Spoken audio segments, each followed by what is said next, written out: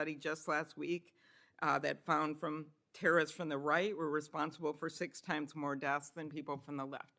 I actually don't want to go tit for tat on this, but what I am asking for is that this rhetoric of blaming one side or the other stop. If you could convey that to the president, and that we actually work on things that are solutions. So could you commit to me, Mr. Patel, Director Patel, that you will do that? Absolutely, Senator.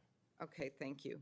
Last, you were asked about social media, and I will put some more questions on the record about that. I think we could make major movement on that. The local FBI helped when the city of St. Paul was a victim of a cyber attack, and I'm concerned about some of the cyber attack cuts. I'll ask you that on the record. AI, I'm glad you raised that.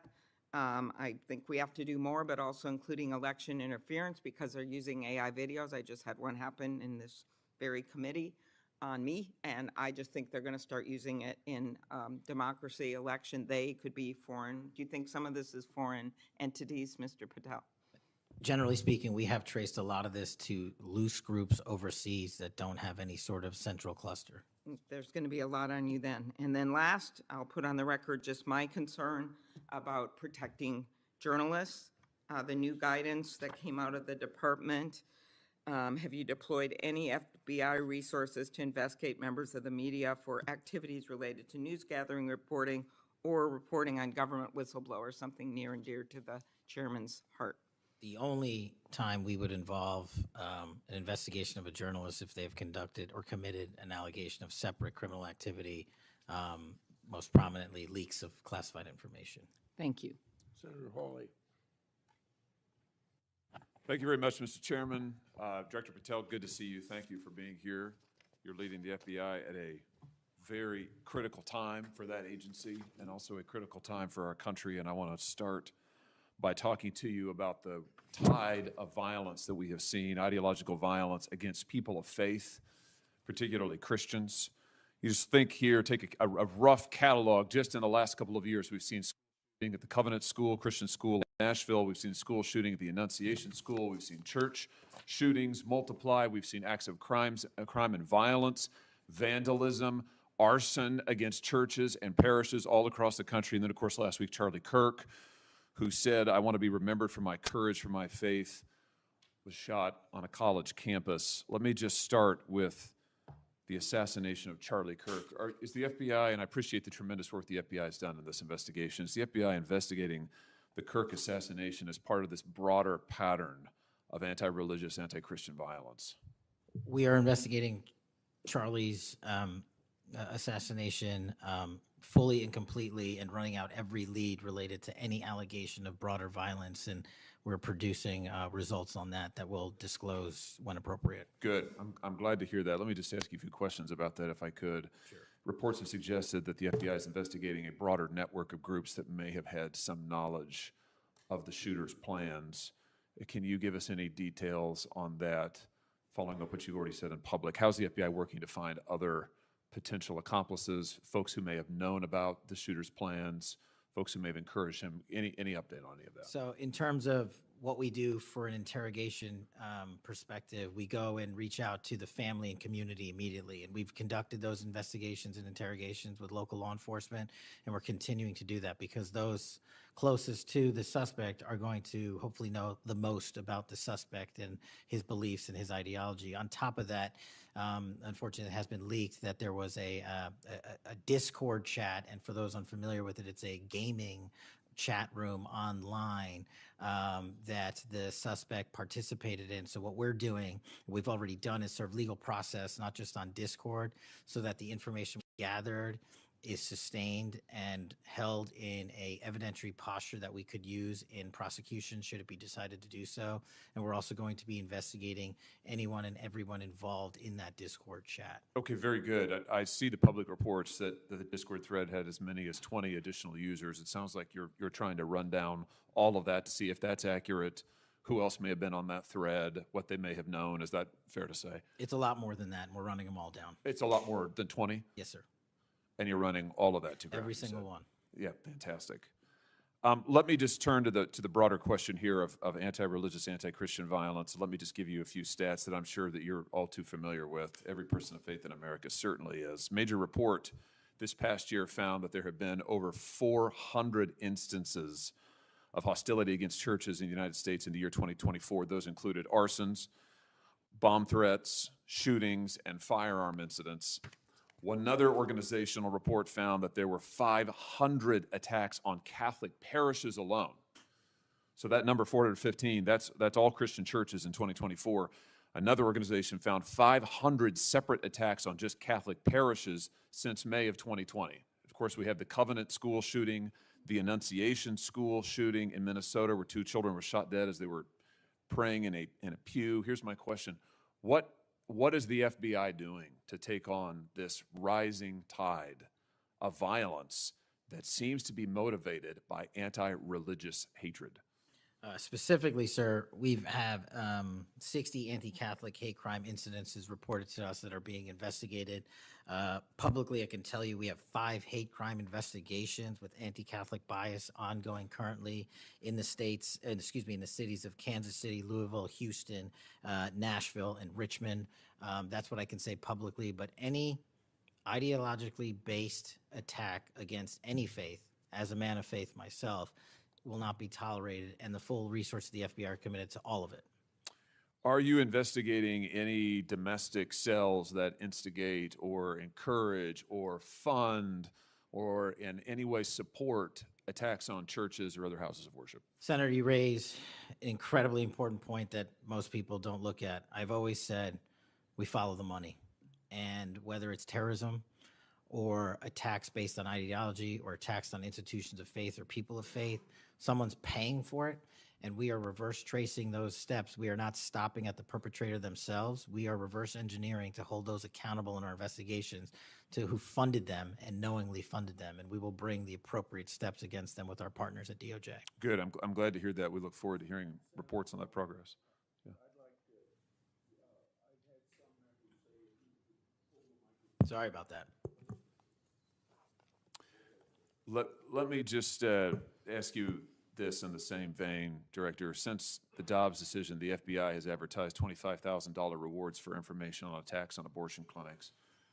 Will the FBI similarly offer rewards for information on attacks of houses of worship?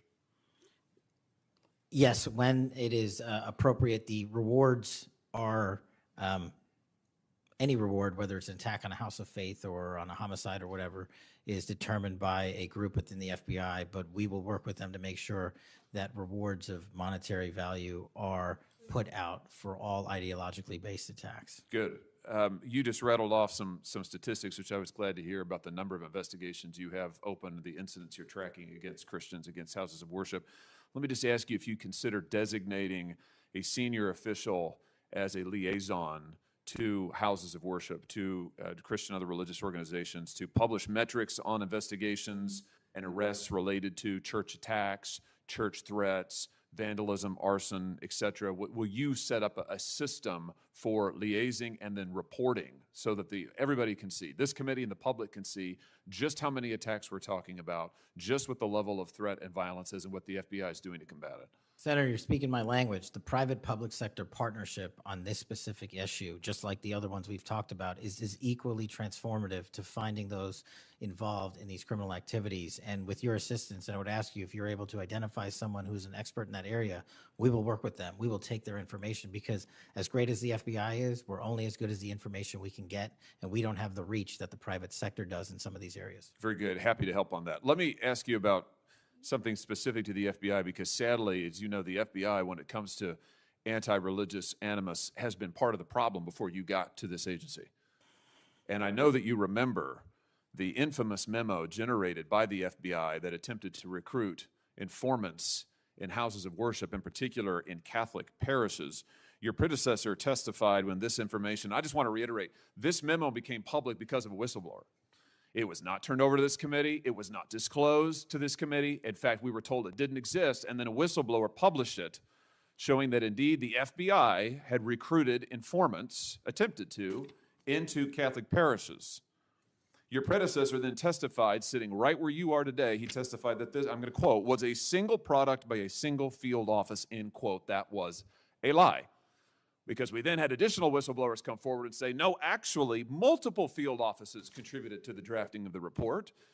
And indeed, there was a second anti-Catholic memo that the FBI generated. And indeed, those memos were distributed to over 1,000 FBI agents across the country. You know all of this. You and I talked about it when you were here for your confirmation hearing back in January. I just want to follow up and see, have you been able to determine how this memo got written and distributed? How is it that the Federal Bureau of Investigation came to be recruiting informants in Christian churches in this country?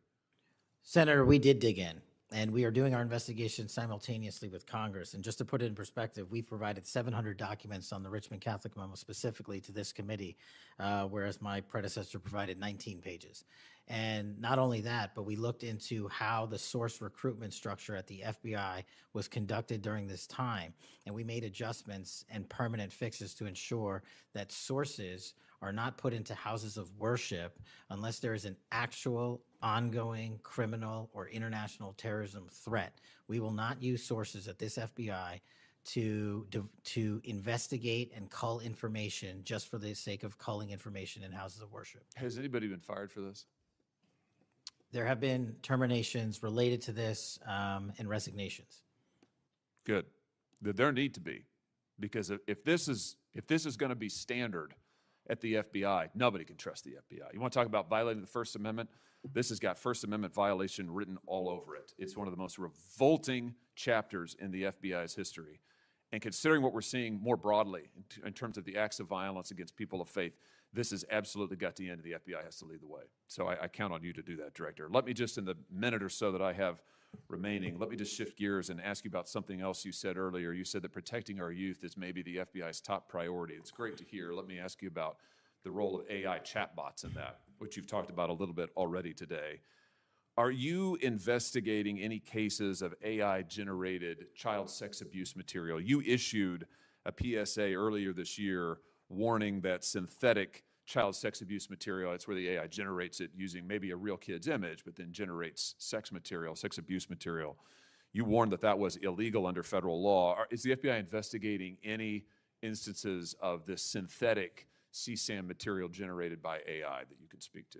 We are investigating dozens of those matters because, let me just say this, as far as the FBI is concerned, generative AI that produces CSAM, child sexual abuse material, under our investigative authorities is treated as equally as if it were actual child sexual abuse material. There's no difference for me in the FBI on this. Let me just ask you one other thing in this vein. I'm sure you've seen the reporting that Meta's AI rules, their own internal guidelines, allowed their chatbots to have sensual, that's their word, sensual conversations with children.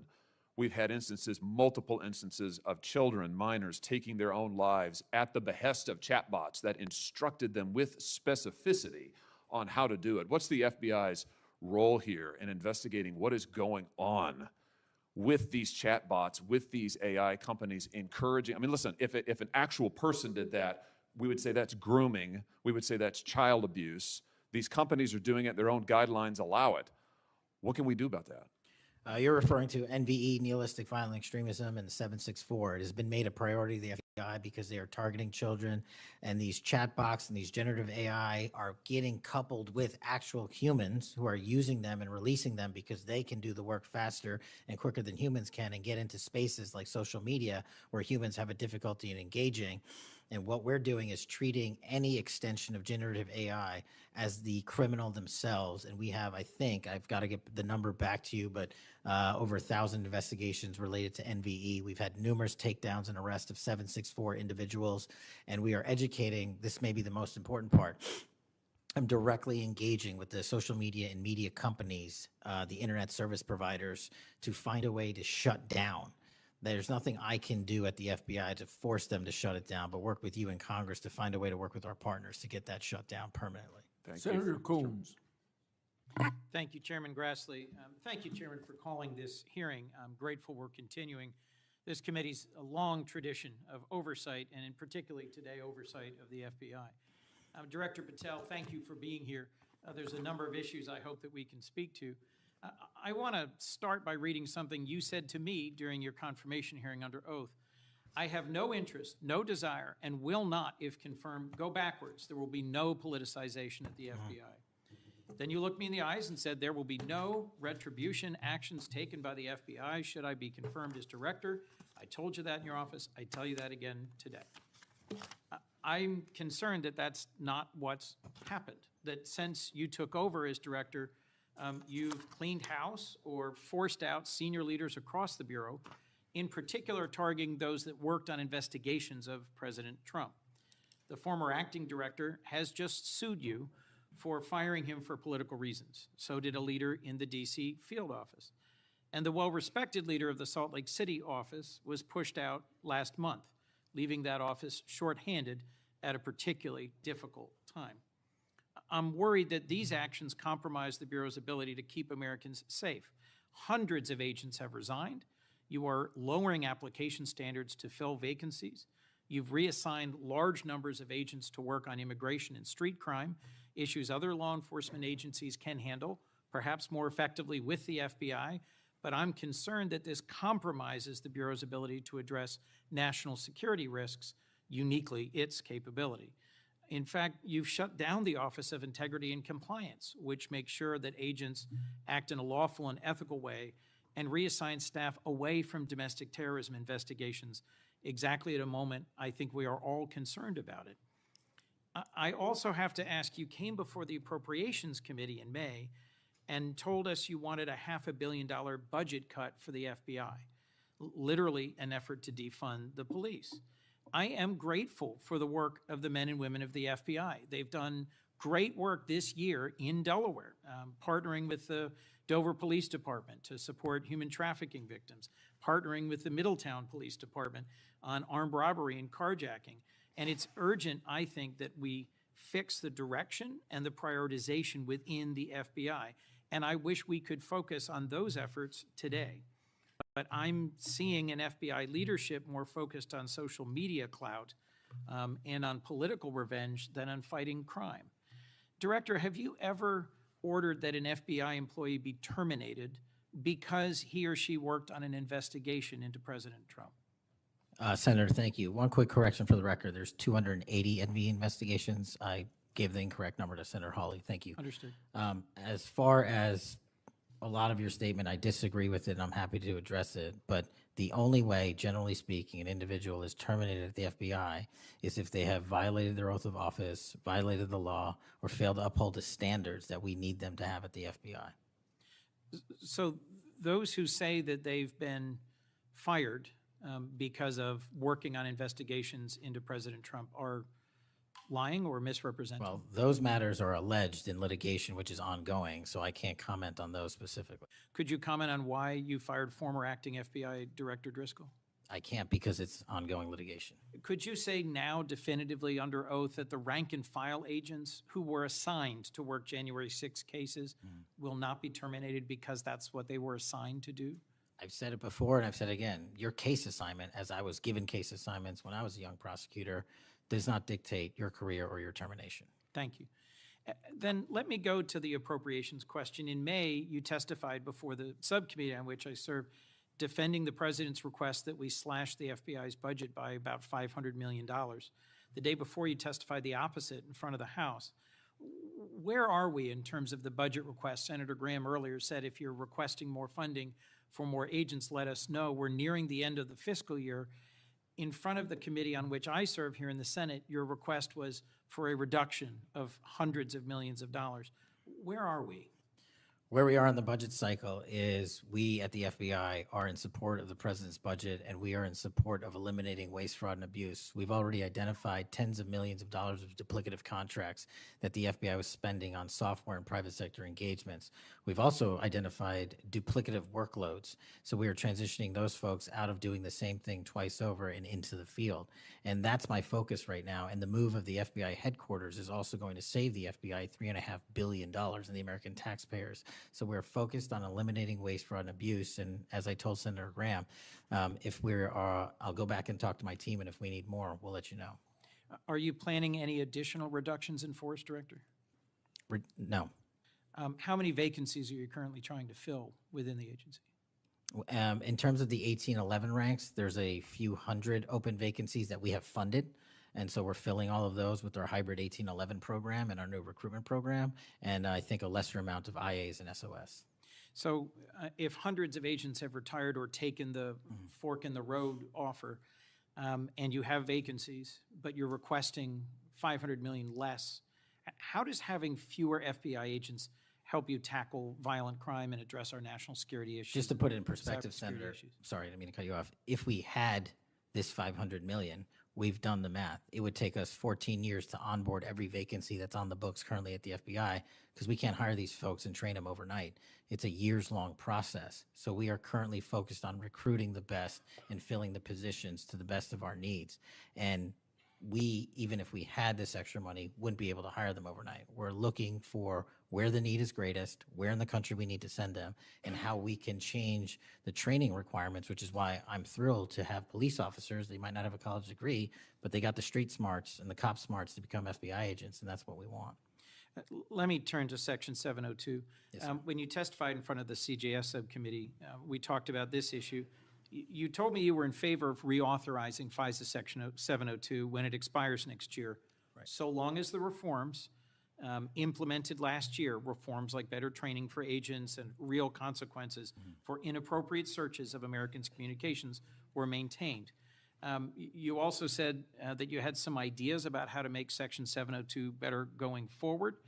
Can you give me an update on the FBI's implementation of these reforms and the direction you think it should go? Absolutely. I think you're referring to the query process, and if you're not, let me know. But any instance of abuse or mistakes that were made in the query process have now been changed. It used to be you can make multiple mistakes and continue to access the query database system. I've changed that. If you make a mistake, you're immediately sidelined, a review is conducted, and if it was an actual mistake, i.e., there should have been S on the end of that name and there wasn't, then we put you back in. But we have to review those matters. So that's happening. And if there was an intentional mistake, you have no more access to the 702 query system and its database. So we've also done an audit of the entire 702 system and the query databases. And now we are nearly 100% of the audit. And I think we found one or two, I'll have to get back to you, quote unquote mistakes within that system, which are currently being reviewed. Thank you. You had told me in May that you'd send me updated statistics about the Section 702 searches of Americans' data. I haven't received it. When will I get that? I'll work with my team to get that to you, Senator. And frankly, in May, when you were testifying that you were implementing these reforms, you were also closing down the Office of Internal Auditing at the FBI. Now, that was the office created in the first Trump administration to improve the Bureau's compliance with Section 702. How is that working out? How can you continue to advocate for robust civil liberty protections, but shut down the office that was created to enforce those safeguards? Help me understand this. Absolutely, Senator. This is a great example of sort of duplicative work. Both, there was two divisions in the FBI working on this, and all we did was the inspection division, which is the leader in this query system and this audit system, has now been given the single source mandate to conduct these. So the OIA, its elimination, is just taking folks who were working there and were experts in it and folded in under the inspection division, and then taking other folks that we didn't need because we had enough manpower and pushing them elsewhere in the FBI. I'm concerned about the rise in threats against members of our judiciary. What are you Yes, sir. doing with the U.S. Marshal Service to help protect our federal judges and with state and local judicial systems to help provide some of the expertise of the FBI in protecting them as well? I share your concern, Senator. We have 35 open investigations, 17 against federal judges, and the remainder against state court judges and threats that they have received. And as you know, federally, there's a specific statute which prohibits that. So we are working up those cases and referring them to prosecution where we can meet the threshold for evidence. In your written testimony, you referenced how counter-UAS legislation expires and we need to resolve the conflict in jurisdiction and authority. I agree, this is an urgent concern. I've heard from state and local law enforcement about it, from the folks responsible for major events, whether it's sports or concerts or public events. Given the tragic increase in political violence, I'm very concerned about the misuse of drones and the potential of there being a catastrophic event. What could we do to address this challenge? Well, obviously reauthorizing the capabilities that we have under the Counter UAS program. But just to highlight what the FBI is specifically doing, we've been given the mandate to work with DHS to secure not just the Club World Cup that we had, by the way, which occurred in 32 matches across the country without any significant incident, which we're proud of, and we're taking that model for the next World Cup and also the Olympics. But the reason I bring that up is because we pushed out our counter UAS programs to address the security needs, and that's where our focus is on events like that. Mr. Director, thank you for your testimony. I look forward to working on actually solving criminal problems and reducing the extent to which what we're going back and forth about is more political and partisan point scoring and more actually solving crimes for the American people. Yes, sir. Senator Kennedy. Mr. Director, you and the FBI, working with state and local law enforcement officials in Utah, have caught the assassin of Mr. Charlie Kirk. Is that right? We have a suspect, yes, sir. And you did that within 48 hours, did you not? 33 hours. 33 hours. Congratulations. We've had other political assassinations. Back in June, an assassinated Representative Melissa Hoffman, Mr. Hoffman, Senator John Hoffman, and Mrs. Hoffman in Minnesota. You and the FBI and Minnesota state and local law enforcement officials caught the assassin within 48 hours, did you not? I believe that timeline's correct, Senator. Congratulations. Sometimes we miss the forest for the trees. Good work.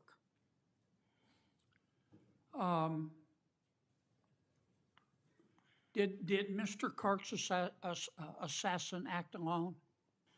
As I've said since the beginning, Senator, it is very much an ongoing investigation, and I can't speak to the state charges. That's for the state to address on their own, but we are providing them with the same investigatory findings reporting the department.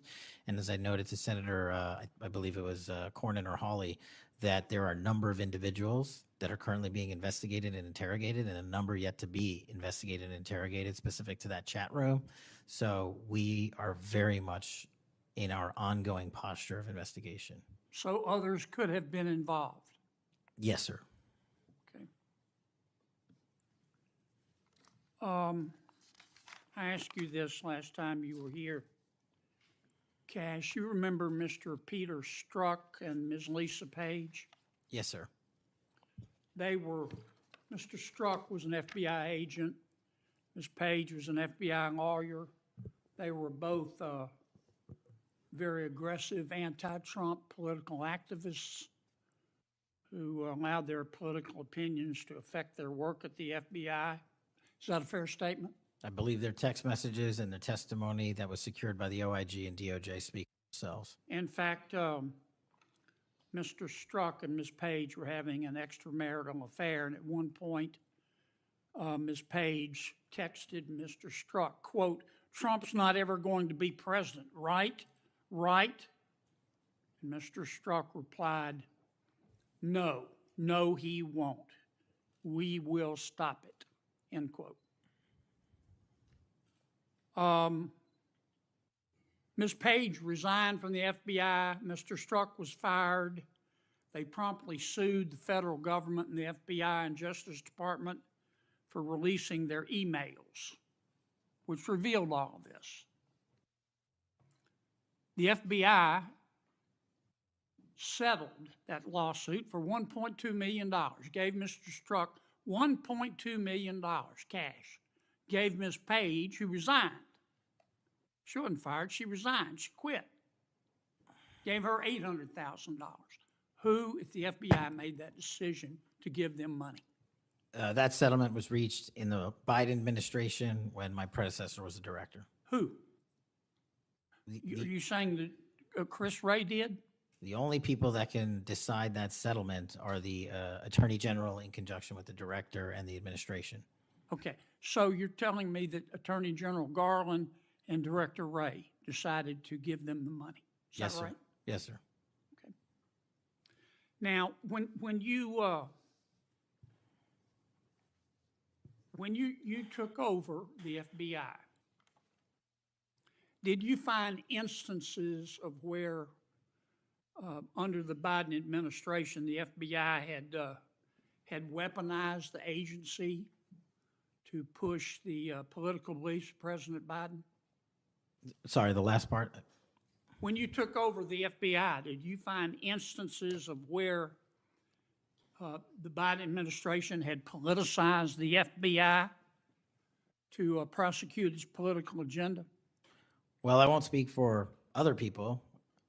Having been a target of that weaponization, having been a staffer on the House Intelligence Committee, having had the Justice Department weaponized against me for making the findings and leading the investigation of Russiagate, I know what that feels like. And that's why, as the FBI director, I'm committed to not ever have that ever happen again. But I'm also committed to fully investigating what was done, and that matter is still ongoing. So I assume, I take it your answer is yes. Yes, sir. And you're firing those people, is that right? Anyone that politicizes their job at the FBI will not work at the FBI. Okay. You've heard some of my colleagues either implicitly or otherwise suggest that you have politicized the FBI to prosecute the political beliefs of President Trump. Is that true? I don't know how that can be true when the stats that I cited, to include the 23,000 arrests, 6,000 weapons seized, 1,600 gang and criminal enterprise organizations, 4,700 children found and rescued, more enough fentanyl seized to kill a third of America. The men and women of the FBI are now on an apolitical mission, and this is why the numbers are historic in 7 Have you months. fired people because they voted for Vice President Harris? I don't ask people who they vote for, and neither does the FBI. Okay. But you've given people polygraphs, have you not? Many people in the FBI take polys. The FBI does that all the time. Yes, sir. Does it not? Yes, For sir. a long time, is that correct? Decades. All right. I want to ask you about the Epstein files. Have you seen the Epstein files?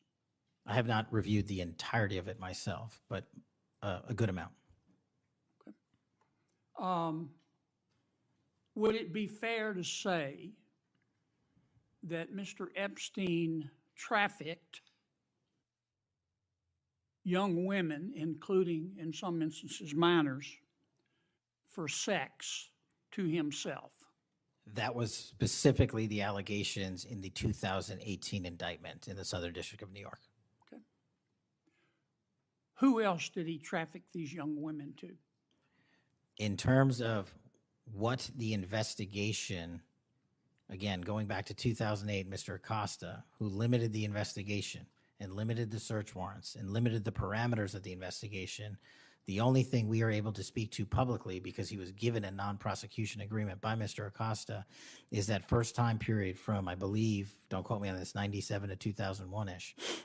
And then when the Trump administration courageously reopened it. Excuse me for interrupting, but I'm going to run out of time. You've seen most of the files. Who, if anyone, did Epstein traffic these young women to besides himself? Himself. There is no credible information. None. If there were, I would bring the case yesterday that he trafficked to other individuals. And the information we have, again, is limited. So the answer is no one For the information that we have in the files? in the case file. Okay. Now, President Trump has deferred to the FBI and the Department of Justice with respect to the Epstein records. He says it is your call about releasing them.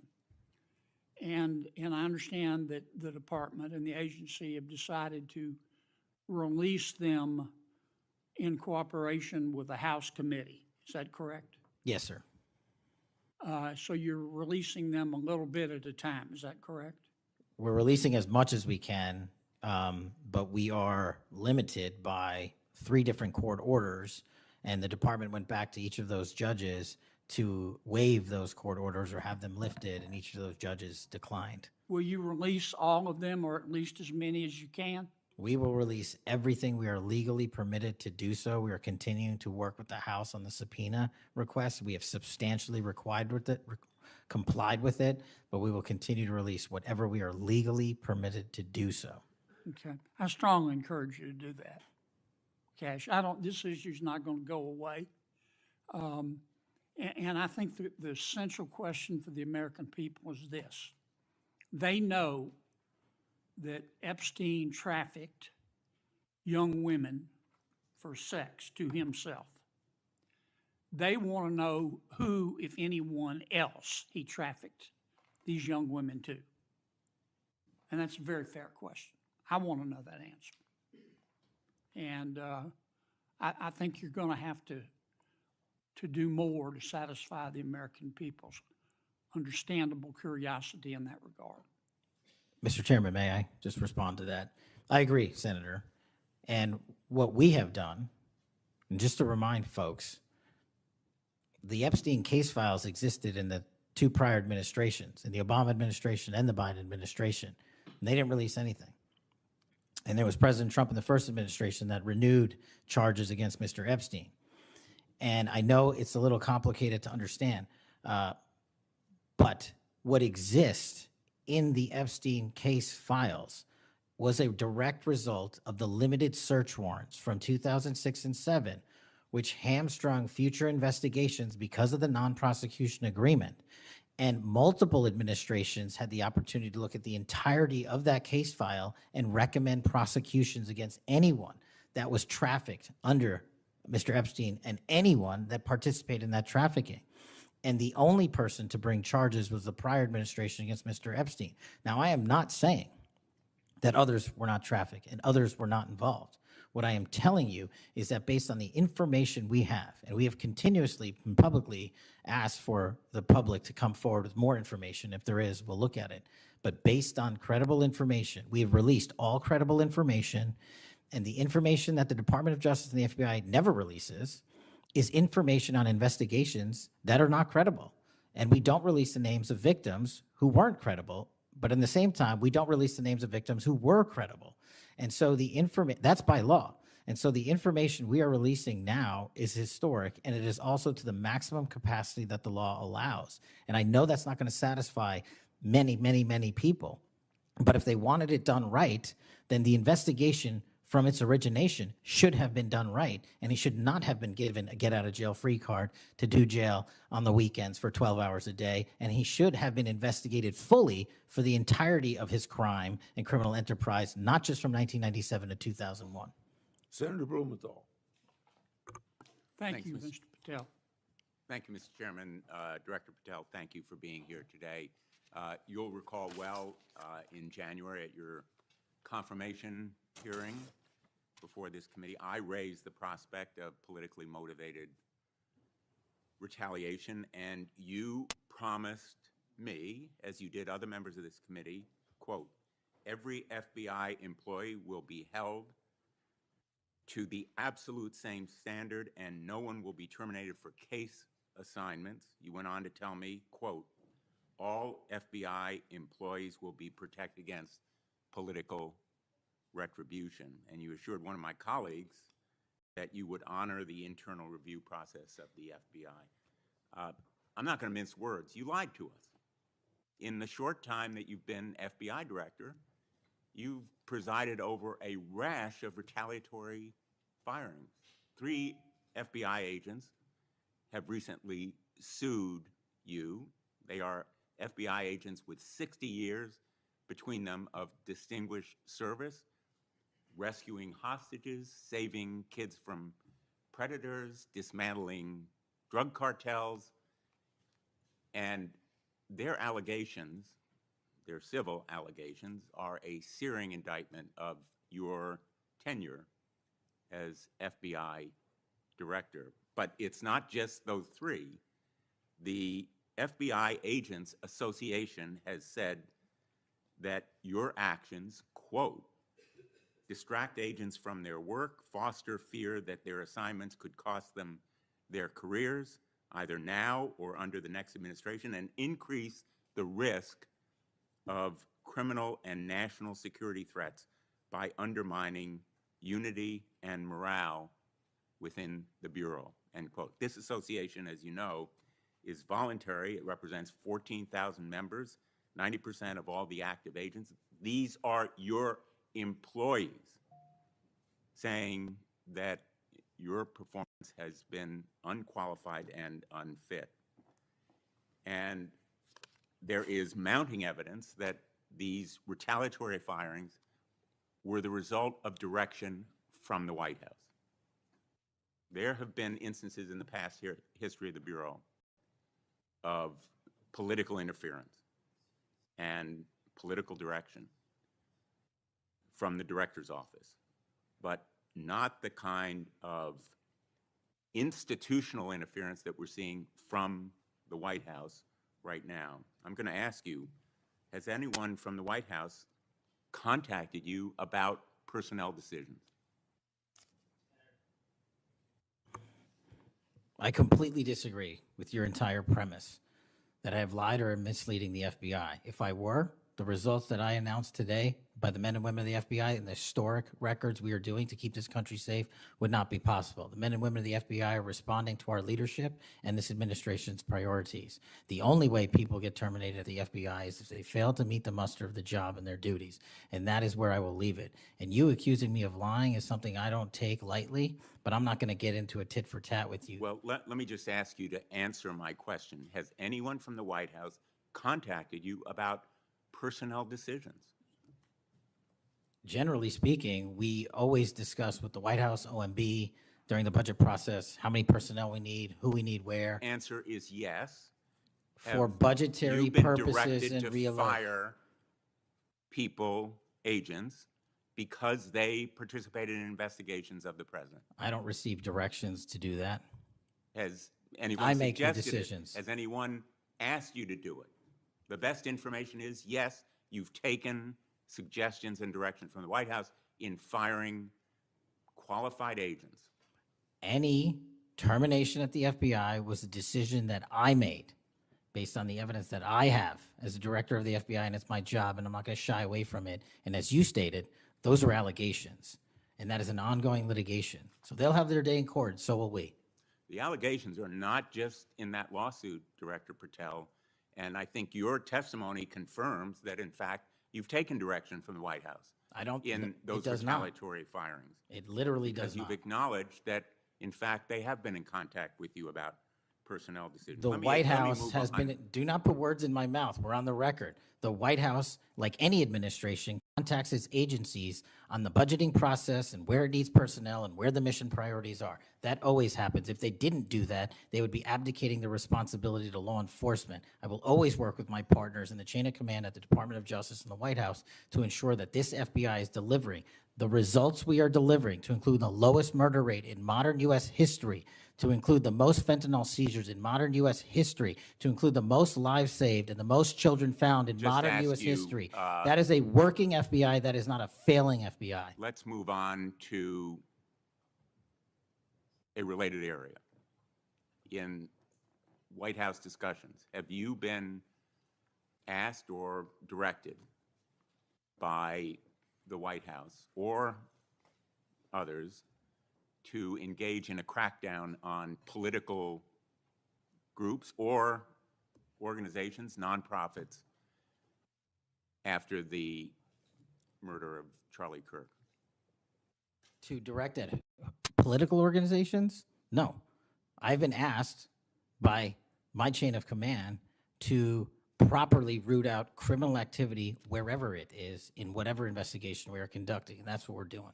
Have those distinctions about whom you're going to target been based on direction from the White House? Nobody gives me a list on who to target. My targeting list is from the men and women at the FBI. Have you talked about investigating certain groups, nonprofits, or foundations or institutions? Whatever those investigations are, they're ongoing, and I'm not going to get into those. Have you used polygraphs to determine loyalty of agents? No. Have you committed that you will respect the First Amendment rights of agents. I have wildly committed to respecting the First Amendment rights of agents, but at the FBI, you have to balance your First Amendment rights with your mission. Have you imposed any sort of loyalty test in the course of using polygraphs or in any of the other personnel decisions? Polygraphs have been utilized at the FBI for decades. They will continue to be utilized in the fashion by the professionals that administer them. Have you asked under the polygraph test about individuals' loyalty or about their voting records or any kind of past statements? Just to make it abundantly clear, I don't tell the professionals how to conduct polygraphs or what questions to ask. They make those decisions. And I, as the director of the FBI, never ask anyone who they voted for. Have you investigated donors to a political party simply because they are donors? Simply based on that fact alone, no. Have you investigated donors for another reason? Many donors may be involved in criminal enterprises and criminal activities, and those individuals will be investigated. Can you commit to make public the Epstein files that so far have not been released if this committee is able to review them on a classified basis? I think this is an important distinction. The Epstein case file is not classified to my understanding. So we are providing what we legally can, and we are going to give Congress what we are legally permitted to do so to the maximum extent of the law. Will you enable the chairman and the ranking member to review them on a classified basis? That doesn't make any sense. If the material in the Epstein file is not classified, there is no basis for a Well, it would classified review. protect the confidentiality of them if they were able to review them on a classified basis. If anyone in this room can get the multiple district court judges to lift their court protective orders in the ceilings, we will happily provide you with more information. Are you in favor of merging the DEA and the ATF? That's not something for me to comment on. Well, those agencies work with you, don't they? With me, not for me.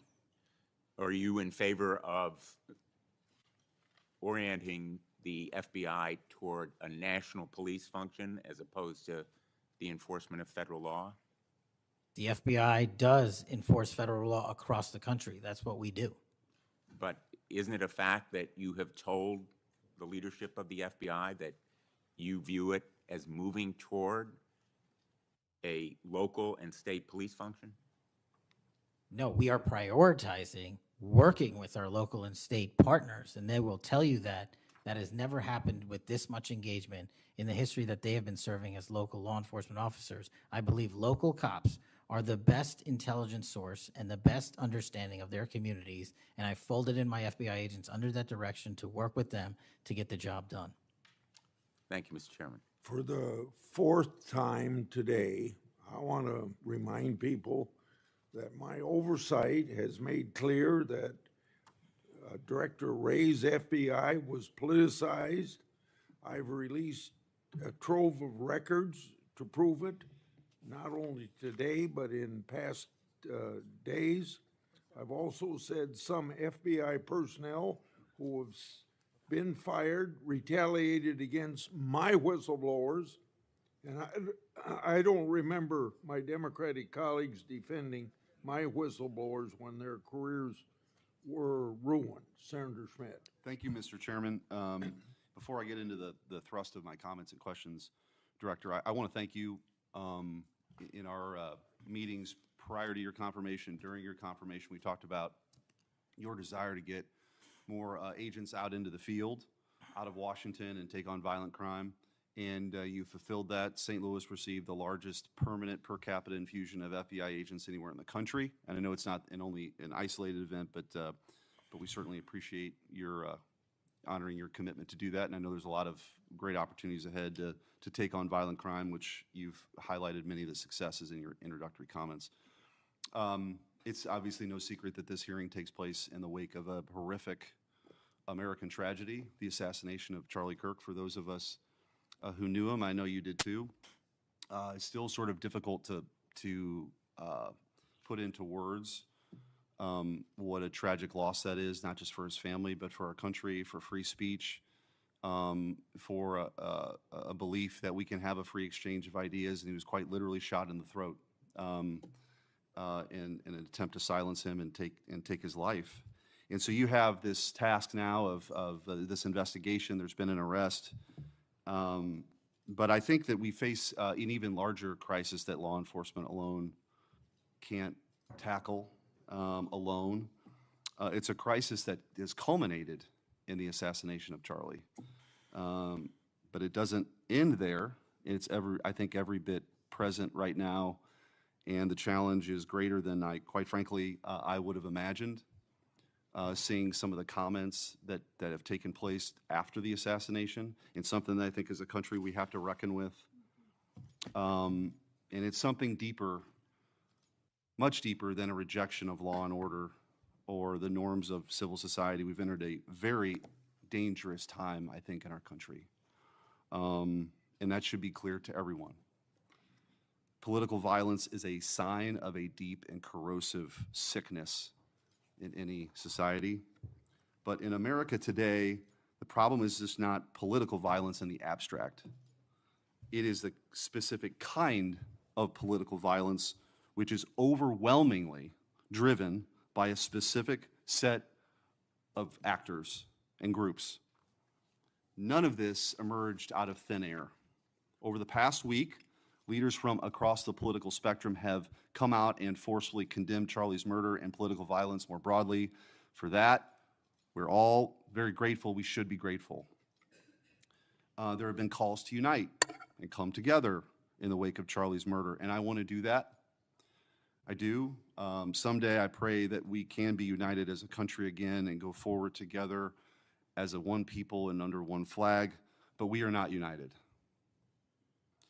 Upstream from the dehumanization and demonizing political violence and rhetoric tearing apart our country is a divide on how we view America and Americans. Is America good? Is America evil? Is there something inherently special about Western civilization, or is this 2,000-year project rotten to the core? And if it is something worth fighting for, which I believe, how do we do it? With words and ideas like Charlie did, or with firebombs and assassins' bullets? Political violence is always wrong. Period, full stop. It doesn't matter which side, in the name of any ideology or cause, it's wrong. But in America today, political violence is not a problem that falls equally upon both sides. We have to be honest about this. We must reject an attempt to paint it as some kind of random phenomenon with no particular creed or ideology, a kind of spontaneous insanity which takes place outside of any broader social context and has no pattern at all. That's wrong. So free speech, yes. Political violence, no. But we have to be honest about what's happening. Already, we're hearing people talk about Charlie's assassination in those terms. We're told that we can't possibly know what drove a killer to plan and carry out a murder of the most prominent conservative activist in America. But that's a lie. We do know. The facts are plain and clear, and we have to speak truth in this moment, or there's no other side of the mountain. The vast majority of Americans are against political violence, but there is a vocal, active minority that encourages and celebrates it, and that minority is overwhelmingly on the left. Just last week, a YouGov poll found that a full 25% of those people who describe themselves as very liberal say it can be justified for citizens to use violence to achieve political goals. Less than 3% of very conservative Americans say the same. That's too many. That is 3% too many. But we are lying if we think that this is a both sides thing. It's not. We have to confront it. And you're going to have an important job of rooting out these terrorists. This is an ideology that runs very deep. The numbers are virtually identical to the ones I just noted when it comes to whether or not it's okay to celebrate the deaths of people whom we disagree with. And while large majorities in both parties were opposed to celebrating political violence, Democrats overall were nearly twice as likely as Republicans to believe that it is usually or always acceptable to celebrate the death of a public figure they oppose. What in the hell is going on? Earlier this year, a poll found that more than 55% of people on the left believed that it would be at least somewhat justified to murder Donald Trump. These are not just some abstractions on a page. These are our fellow citizens. How can we come together with people who believe these things? We've all seen the flood of posts on social media over the past week, not just a fringe few, but thousands upon thousands of people gleefully celebrating a father of two young children getting gunned down in broad daylight. I wish I wouldn't have seen that video. I wish my kids would not have seen that video. Blue Sky, the left-wing alternative to X, was so overwhelmed with these posts that the platform was forced to issue a statement warning its users to stop glorifying the murder. And it wasn't just random social media trolls. It was journalists, elite college professors, and even politicians, all but saying Charlie's assassination was justified because of what he thought, because of what he said. We saw the flood of hit pieces, the most powerful media outlets in the nation dishonestly attacking and villainizing Charlie for the most vicious possible terms. How can you ask us to unite under that? There can be no unity between good and evil. Somebody has to win this thing. And as a country, we have to absolutely reject it. And don't tell me it's both sides. It didn't happen in a vacuum. Over the past decade, we've seen an explosion of political violence, not just one-off lone wolf attacks, but organized, systemic political violence at a mass scale. It is not organic. It is the offspring of a dark and clandestine system funded in part with our own tax dollars, winning with a large network of foundations, NGOs, activist organizations, and front groups. This system lurks behind every radical leftist movement in our nation today. The George Soros empire has financed a vast ecosystem of radicals, all working together, dropping off bricks at riots to unleash a tidal wave of violently anarchists on our streets and to prop it up in an army of researchers and experts and journalists and propagandists who downplay the political violence. What he's doing is serious. I'm going to ask you, because I don't have a ton of time, The opposite of what we should be doing as a committee. and I would point out, we've heard years of the left, their loudest voices calling anyone on the right extremist MAGA Republicans, fascist, Nazis, an existential threat to democracy. Check yourself. And don't give me this both sides bullshit. Mr. Director, I want to ask you. Tell me if each one of the following perpetrators or alleged perpetrators were acting from a left-wing or right-wing political violence. The man who tried to kill Republican congressman at the congressional baseball practice, nearly killing House Majority Leader Steve Scalise, left-wing or right-wing violence? Sir, I believe it was a left-wing ideology. Okay. Burned down cities during the Summer of Love in the George Floyd riots, left-wing violence or right-wing violence? Sir, I'll rely on you on these. I don't have off the top of my head. I'm sorry. Okay, left-wing. The Waukesha Christmas Parade massacre, left-wing or right-wing violence? Left-wing. The Lee Zeldin stabbing attempt, left-wing or right-wing? Left-wing. The Covenant school shooting in Nashville, left-wing or right-wing? Left-wing. The Butler, Pennsylvania assassination attempt on President Trump, left-wing or right-wing? Left-wing. The Trump International West Palm Beach assassination attempt, left-wing. The Abundant Life Christian school shooting, left-wing. The United Care CEO's murder, left-wing. Tesla's burned, keyed, damaged, firebombed, left-wing, left-wing. The murders at the Israeli embassy, left-wing. The ICE facilities firebombed, left-wing. The Minnesota Catholic school shooting, left-wing. The anti-white Charlotte and North Carolina stabbing, left-wing. The attempted Utah News State firebombing, left-wing. And now, of course, the culmination of this vile trend, a left-wing assassination of Charlie Kirk. So don't give me this both sides. If we want to get to unity, let's be honest. Let's be honest. Free speech, yes. Political violence, no. But let's be honest. Senator Hirano. Thank you, Mr. Chairman.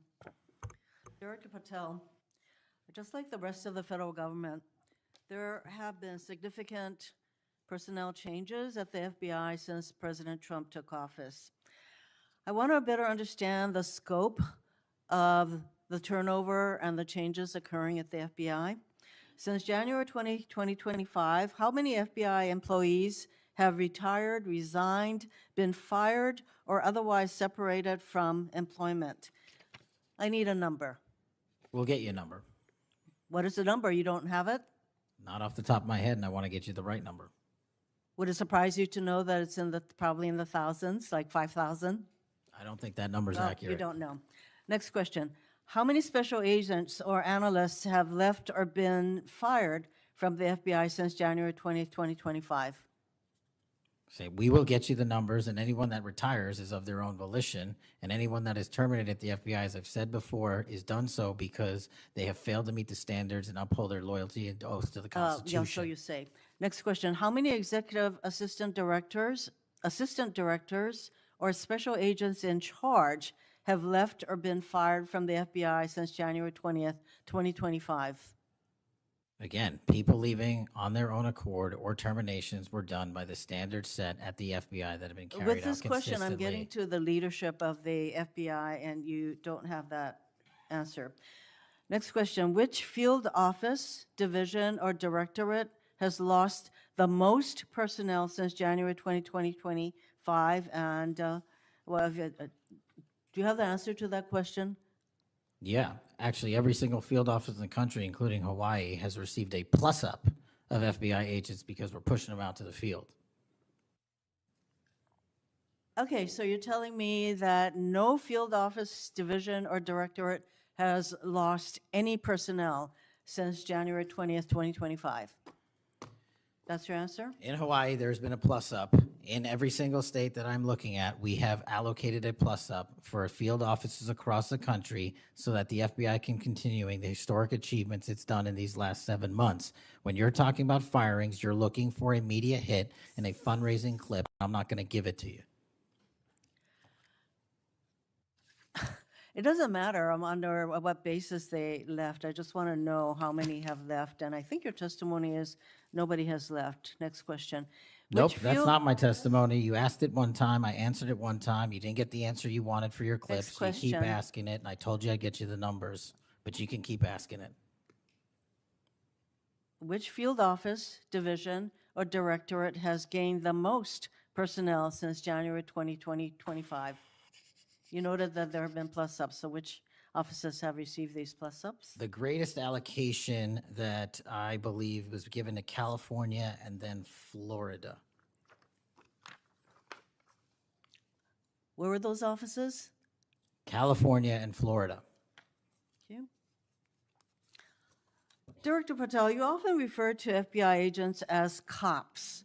All of us, Democrats and Republicans, support the police officers who keep our communities safe. But while our states, cities, counties, and towns all employ police officers to protect our communities, Congress has empowered and equipped the FBI to take on missions that local police cannot, especially taking on terrorists, hackers, and spies. I'd like to assess how well the FBI is able to handle its specialized missions under your leadership.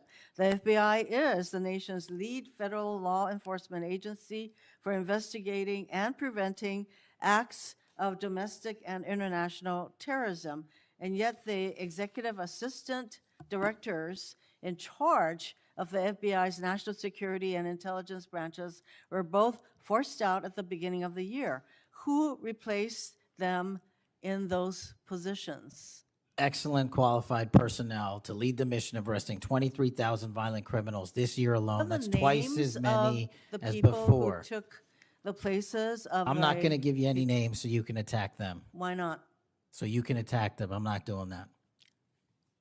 The You're not people gonna sitting give in me the those seats names are of- extremely qualified to handle the job. You're We not would gonna not give have me the the names results. of We would- personnel who We would should not be have the on your reduction right, of fine, violence in the moving state on. of Hawaii if we did not allocate the Earlier resources we this did. year, FBI counterterrorist special agents and investigators were reassigned to assist with immigration enforcement. Reportedly, these counterterrorism experts were returned to the jobs they trained for in late January after Iran threatened to retaliate for our strikes on their nuclear facilities. Have those experts remained in the jobs they trained for since that time? Yes or no? FBI agents' primary responsibility is exactly what they are assigned to do. We always work with our So since they interagency returned part. to their positions, If you're not are going to they let me still in answer, those why don't you positions? just do your soliloquy in the 4.5 minutes you have I left? am not asking for a soliloquy. It's just a yes or no. Are those people who were returned to their jobs still on those jobs? Yes or no? They never left.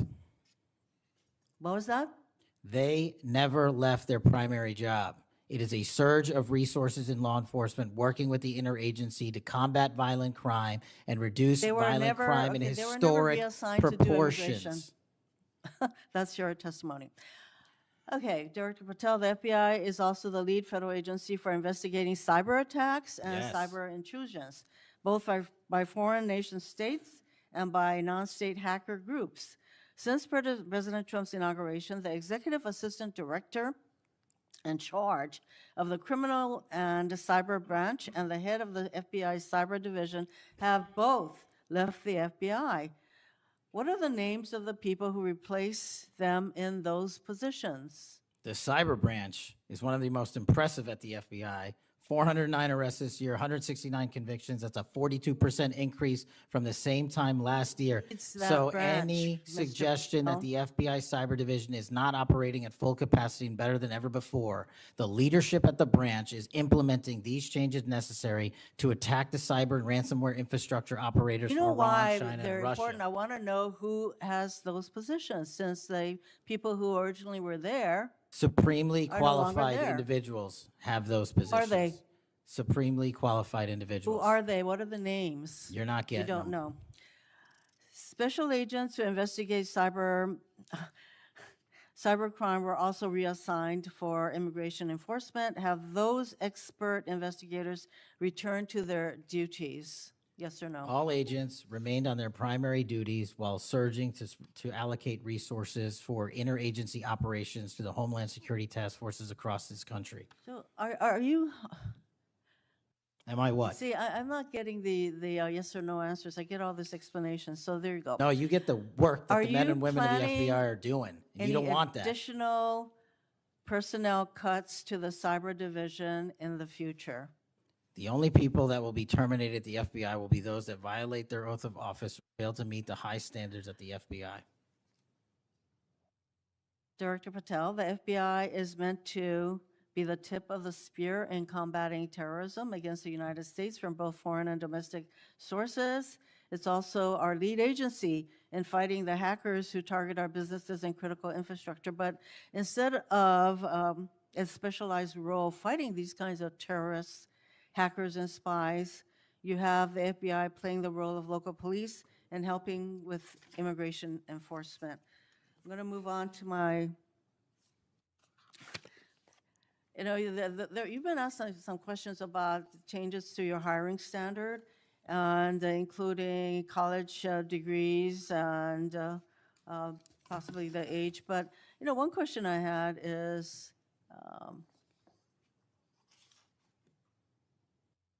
that you are now requiring applicants to be able to do a certain kind of pull-ups, which a lot of women cannot because of physiological differences.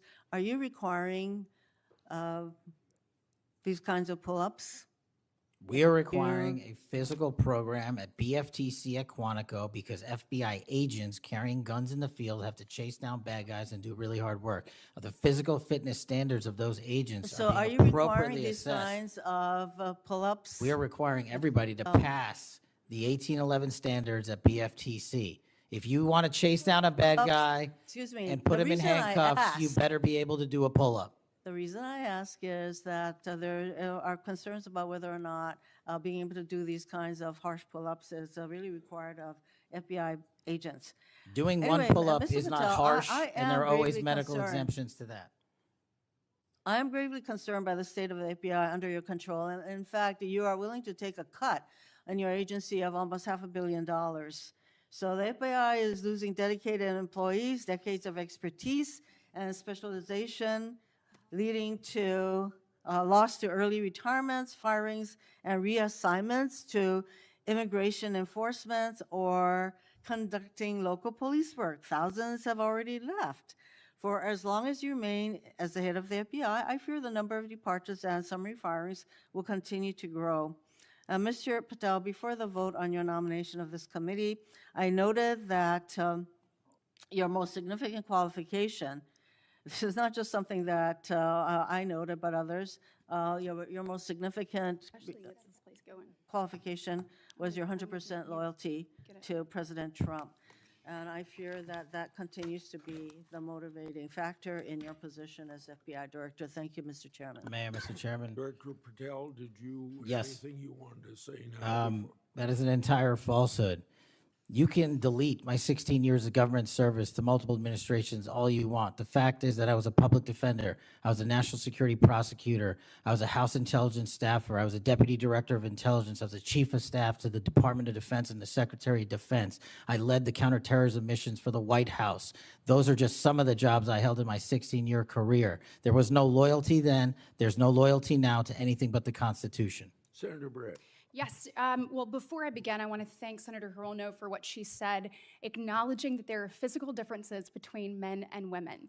Talking about that women wouldn't be able to do as many pull-ups, and I think that she was making a case here that there should be different standards. There's a thing called Title IX, and this is why we continue to say we should have biological men and men's sports and biological women and women's sports. And so I look forward to utilizing that to talk to all of my colleagues on the other side of the aisle. Maybe they will stand with us in helping us protect women's sports. I think she made a great argument there for it. Moving on to today, Director Patel, thank you for being here. Thank you for your commitment to making sure that America is safe again. Thank you for doing that coast to coast and within our cities. I certainly look forward to talking about that and talking about your historic gains in these areas. But I would be remiss if I didn't begin my questioning with you about the horrific events that we have seen over the last week. Obviously, our heart breaks.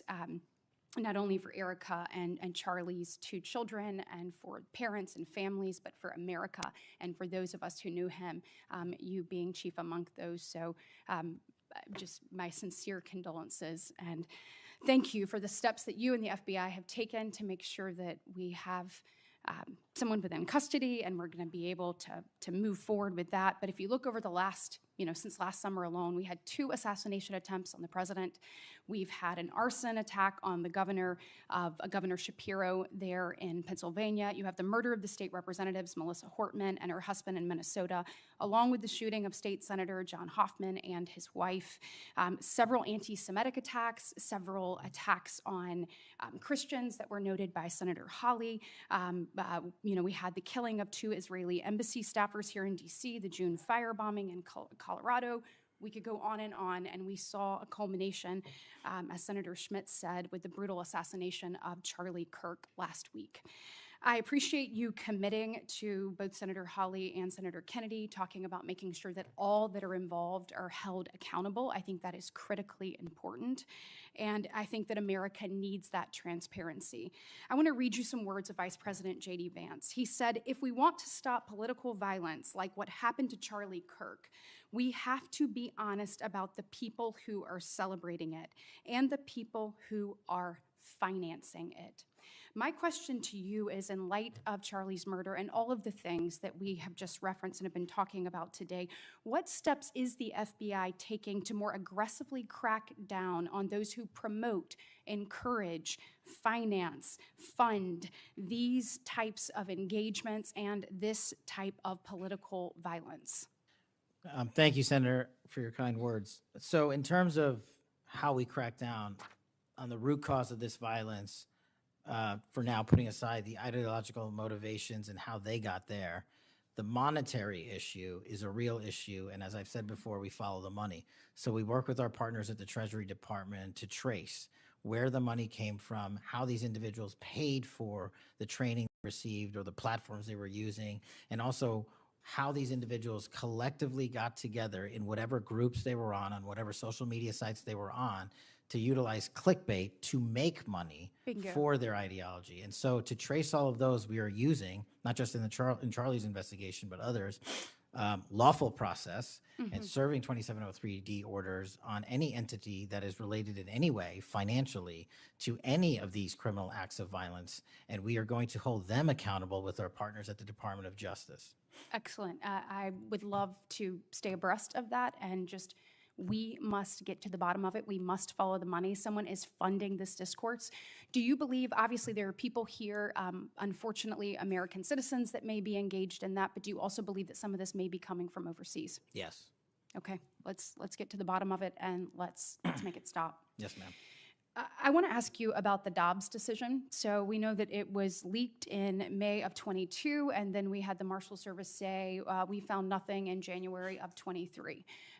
I find that absolutely mind-boggling, that we can't figure out who leaked that opinion. We know it was done in attempts to undermine the process, and then the intimidation of the justices occurred after that. Tell me what you can do as FBI director to help us get to the bottom of what happened and actually hold someone accountable for their actions. So I can't speak to what the marshals did and how they conducted their investigation. I can tell you, generally speaking, the FBI has taken over the investigation on the leak because it was such a detrimental leak. So you commit to getting to the bottom of it. We are utilizing the full resource of the FBI as we usually do on leak investigations, and we will make sure our results are public at the appropriate time. We need answers. I want to talk about child sexual exploitation. Thank you for making protecting our youth your top priority. We know that that is the greatest gift that we have. That is our greatest treasure here in the United States, is the next generation. And finally, we have an FBI director that is putting that at the top of his list. Can you tell me the steps and the different initiatives? I've heard you talk about a couple of them. You've mentioned 764 amongst other things. Tell me what you're doing, and specifically, I want to know about when it comes to sextortion. So as a parent who is raising children right now, teenagers, and you're looking at what's happening, whether people are snapping photos and then what's happening online, I have had a number of parents sit in front of me telling me terrible, heartbreaking stories about their children ultimately taking their own life because of being blackmailed. I want to know, what steps are you taking to get to the bottom of that and to absolutely end this? If this were happening in a storefront, Mr. Director, that store would be shut down, no matter where it was, coast to coast, and yet we continue to allow these things to happen, and we've got to have a more targeted approach when we're looking at this. And so what are you doing to protect children, and specifically sextortion? So in our VCAC initiative, our Violent Crimes Against Children is our umbrella enterprise operations hub for things like Operation Enduring Freedom and Operation Not Forgotten and Operation Justice. And in things like that, those are producing the results that I told you about. 1,500 child predators arrested, 300 human traffickers arrested, 4,700 children identified and saved, a 35% increase from year to date last year alone.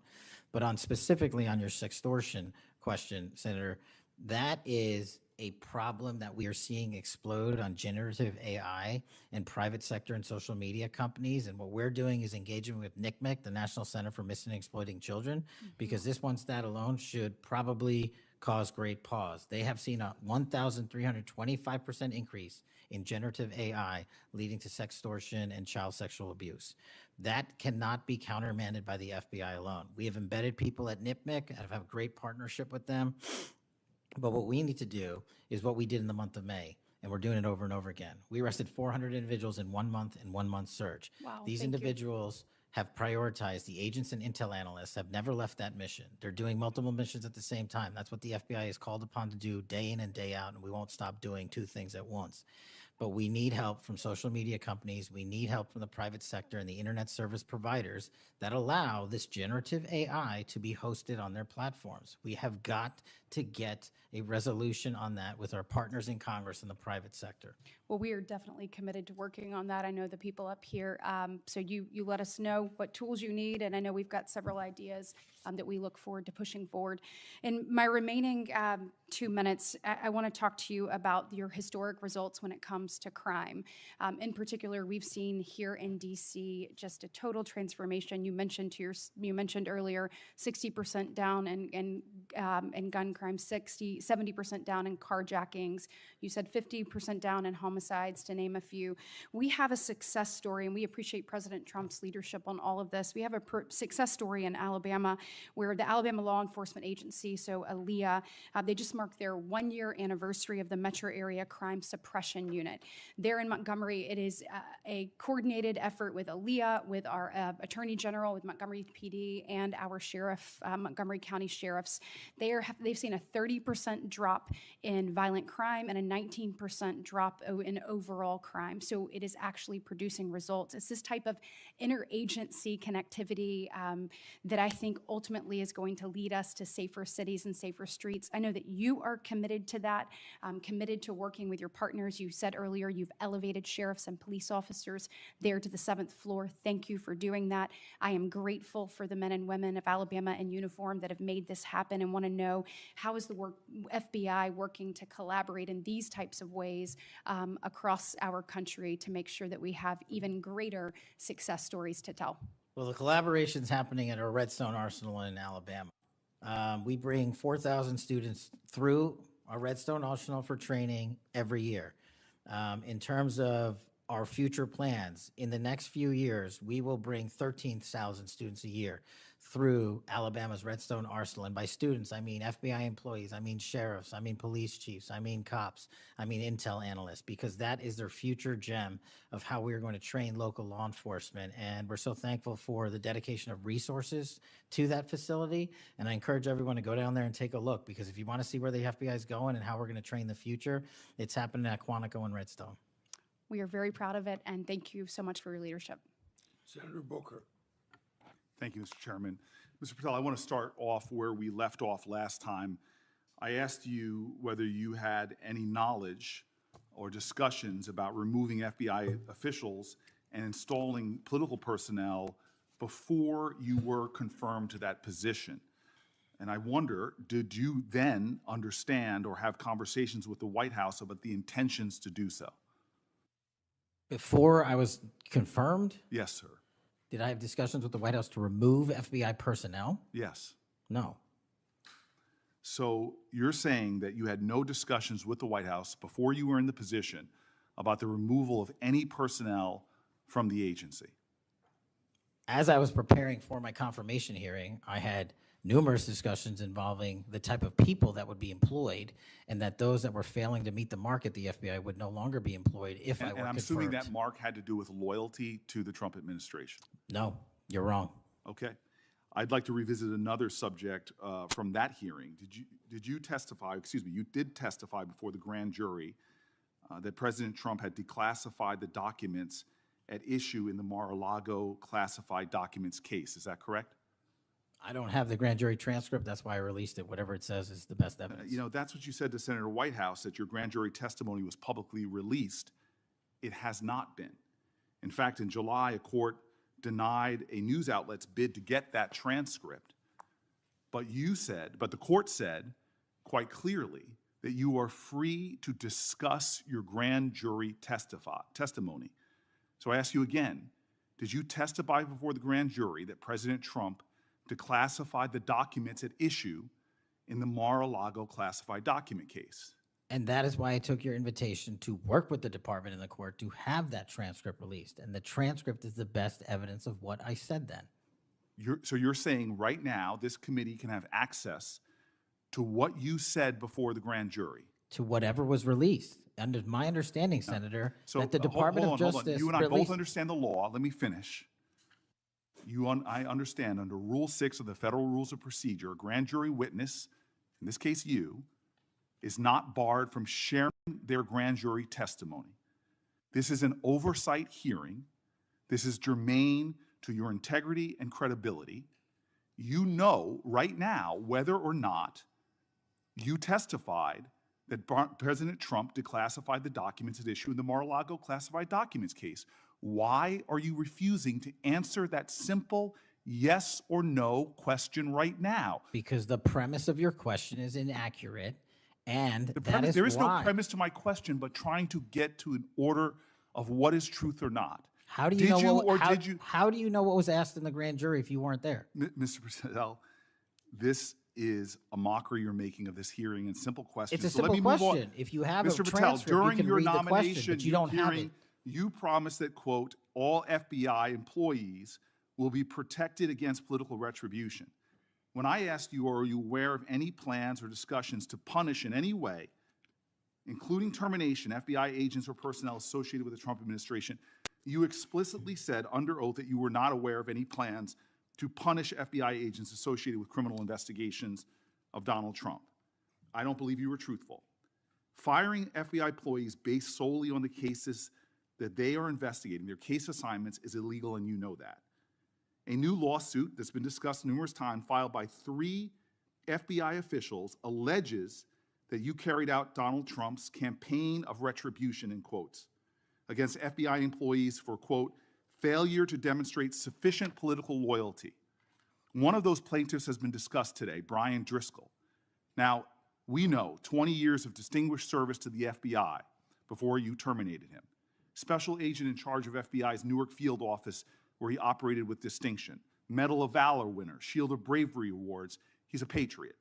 You terminated Driscoll via a letter dated October 8th, 2025, and in that letter you said that you were firing him pursuant to Article 2 of the Constitution. Well, you're not the President of the United States, and so I'm wondering under what authority you were allowed to terminate him. That matter is under litigation, and I'm not able to discuss it. Okay, well, discuss this. Did you have discussions with Stephen Miller about firing this particular person or about his continuance in the FBI? Not that I recall. How often do you speak to Stephen Miller? Frequently on our Homeland Security task forces. You frequently talk with Stephen Miller about subjects other than Homeland Security task force issues, correct? I frequently talk to Mr. Miller about Homeland Security task forces. Has Stephen Miller ever given you his opinions on how to run your agency? Mr. Miller's interagency operations are invaluable to success of the FBI. That's what we talk about. So you frequently discuss your job and your responsibilities with Stephen Miller and Pam Bondi, I imagine, as well. Absolutely. She's the Attorney General. Understood. Okay. Donald Trump promised to make us all safer. You have pushed out senior FBI agents with decades of knowledge and experience. In fact, this is the first time in FBI history that neither the director nor the deputy director have any experience with the FBI. You've shifted the agency's priorities primarily to pursuing Donald Trump's immigration enforcement agenda. According to ICE data, the Cato Institute, which is a conservative think tank, found that 20% of all agents have been diverted from their work to assist ICE immigration enforcement. 20%. Part of this operation is the work of mass law enforcement who jump out of cars, snatch people off streets at churches, schools, and their jobs and hospitals. Have there been any FBI agents who investigate crimes against children that have been assigned to immigration enforcement, yes or no? The premise of what you say is entirely Have there been false. any FBI agents who investigate no. foreign domestic terrorism? You don't get to say the America is not safer under this I am leadership. not saying America that. is You're safer making because of the work of the FBI. You're making a presumption of premise. 4,700 children. Sir, we have you seized 6,000 weapons and you are not 23,000 violent denying felons have that been FBI arrested. agents who investigate human trafficking have been reassigned to immigration enforcement. You are not denying that FBI agents who are on the task force that fight against Russian oligarchs have not been reassigned. Public Corrections Squad reassigned. People who defend us, defend children reassigned. You're not denying that. I've seen you FBI time and agents time don't again get reassigned. attack my colleagues' premises of questions as a way to not answer the question. So let me end with this. I believe you have made our country weaker and less safe. I believe that we are more vulnerable to a major event, and I pray to God it doesn't happen. You've gutted the Bureau of Institutional Knowledge and Expertise. You fired or pushed out seasoned FBI officials, many with more than 20 years of experience, and were working on cases that were critical. You've been purging thousands of serious law enforcement officials who spent their careers keeping us safe, only to lower hiring standards in order to find anyone to replace them. And shockingly, you admitted in this hearing to Senator Coons that it would take 14 years to fill the vacancies at your agency. Many are the result of your purge. 20% of FBI agents are doing low-level immigration enforcement instead of their mission-critical work. You've disbanded entire task forces that stop election interference, foreign influence, public corruption. And who benefits from this? Well, corrupt people benefit from it. Criminals benefit from it. Vladimir Putin benefits from it. And it really makes me wonder who you're looking out for. It makes me think we can't trust you as a nation. You swear to release the Epstein files, but now you're withholding the Epstein files. You claim that you have a suspect in a serious assassination. Whoops, then you don't have a suspect. You know nothing about plans to remove FBI agents, yet you're directly involved in those plans. In the words of an ex-FBI official, you are overseeing, and I quote, generational destruction of the nation's premier law enforcement agency. Mr. Patel, in just 8 months, you have assaulted the institutional integrity of the FBI. But I know FBI field agents. I've worked with them in Newark. No matter how truly bad you are, you can't undermine the legacy of agents who fight every day to keep us safe, but you can tarnish the integrity of the agency and undermine the agency's capacity. I believe you're failing as a leader, and that your failure does have serious implications for the safety and security of Americans and our families. We're more vulnerable to domestic and foreign attack because of your failures of leadership. I don't think you're fit to hand the bureau, but here's the thing, Mr. Patel. I think you're not going to be around long. I think this might be your last oversight hearing. Because as much as you supplicate yourself to the will of Donald Trump and not the Constitution of the United States of America, Donald Trump has shown us in his first term and in this term, he is not loyal to people like you. He will cut you loose. This may be the last time I have a hearing with you because I don't think you're long for your job. But I'm going to tell you this, I pray for you. I pray for you that you can step up and defend your oath, defend the Constitution, and do a much better job of defending this country. Thank you, Mr. Chairman. Do you want to say anything? Yes, at this sir. point? That rant of false information does not bring this country together. If you want to work on bringing this country, it's my time, not yours. My God. If You're you gonna want to talk lecture me about dividing this country, it is I my follow time. you on your social media posts that It is tear my this country time apart. to There address should be a your unifying- falsehoods. Oh, You are an you can embarrassment try all to the you division want in this to country. not Senator, take it is my responsibility time. for what You you had have your said. time. Sir, you're Your making a time is mockery of this over. committee. Sir, you don't tell me my time is over. You The know how people far of New we've Jersey come tell me since what you my tell- time is. Senator- You can't lecture me. You can tell me Sir, my time's over? You may be the charge of the I'm not FBI, going anywhere. but I am not afraid of you, sir. Mr. Chairman, Not afraid of you. Mr. Chairman, point of order. Senator Booker, I announced at the beginning of this meeting that this back and forth, talking over each other, doesn't work. And I said if that happened, I asked Patel not to respond, and I was going to give him some time after the senator's time was up to respond. And he has the privilege to do that uninterrupted. Mr. So Chairman, go- one point of Go order. ahead, Mr. I've Patel. watched him talk over us, and you've never once criticized him for us not even being able to get our questions out. Well, He has been rude and disrespectful to senator after senator. And when the senators were not giving him a chance to answer, I didn't stop the senator either. Go ahead, Senator. Thank you, Mr. Chairman. If the FBI, under my 7-month leadership, were failing this administration in this country, why do we have 23,000 violent felons arrested this year alone? A double increase from that time last year. Why is it that we have seized 6,000 weapons? Why have we found 1,500 child predators and arrested them? Why have we have 300 human traffickers in jail? Why have we found and identified 4,700 children? Why have we seized 1,600 kilograms of fentanyl, enough to kill a third of the American public, a 25% increase alone from last year? 88,000 kilograms of cocaine seized, 7,000 kilograms of meth seized, and that's just on our criminal operations in summer heat. How is it possible that we're taking 8 kilograms off the streets of the cities in New Jersey and preventing the deaths of 607,000 people this year alone, a failure of the FBI and my leadership? How is it that we have counterintelligence arrests, already this year exceeding the numbers from the entirety of last year. 33% increase in PRC, 83% in Russia, 60% in the CI space as it relates to Iran, and we haven't even talked about CT, the southern border, the northern border. Before Senator Cruz, I kind of feel like a broken record today. All this interest in FBI termination, yet my colleagues showed no intent or interest in when my whistleblowers suffered retaliation over the past years, particularly the past 4 years. Indeed, one whistleblower has alleged that Brian Driscoll's insubordination, whether an agent is on a hot button case or not, they ought to be held accountable for misconduct and weaponization. Senator Cruz. Thank you, Mr. Chairman. You know, I have to say, it used to be that to see theater, you had to go to the Kennedy Center.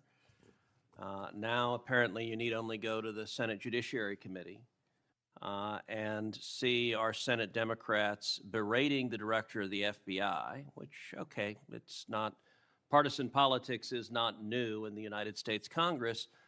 But what is remarkable is what Senator Booker was berating Director Patel about. He wasn't berating him for failing to do his job, but rather he was furious for Director Patel for successfully doing his job.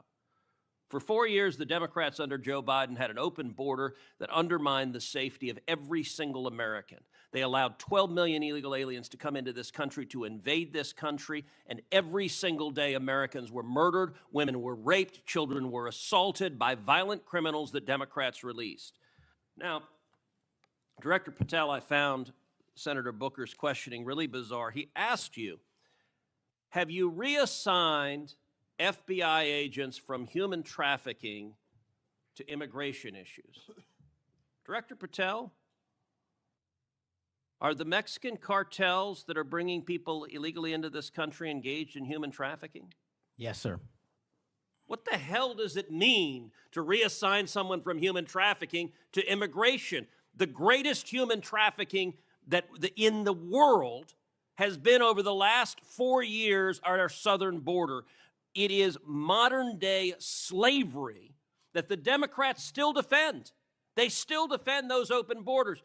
Mr. Patel, he also said, did you reassign FBI agents from protecting children to immigration? How many children have you found that were victimized by the open borders of the previous administration? 4,700. 4,700. And yet, oddly, I don't hear a Democrat here saying, gosh, thanks for protecting those kids. 35% increase year to date last year.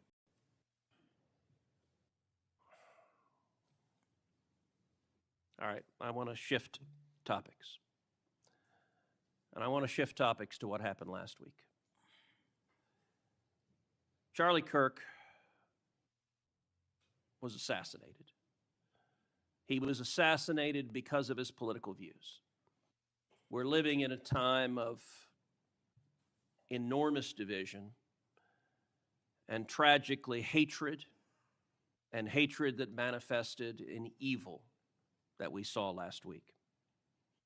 Now, the FBI, working in concert with state and local law enforcement, apprehended what appears to be, in all likelihood, the murderer. And you did so in just 33 hours. So I want to start by just congratulating you and the FBI agents and state and local law enforcement for successfully apprehending the murderer in less than a day and a half.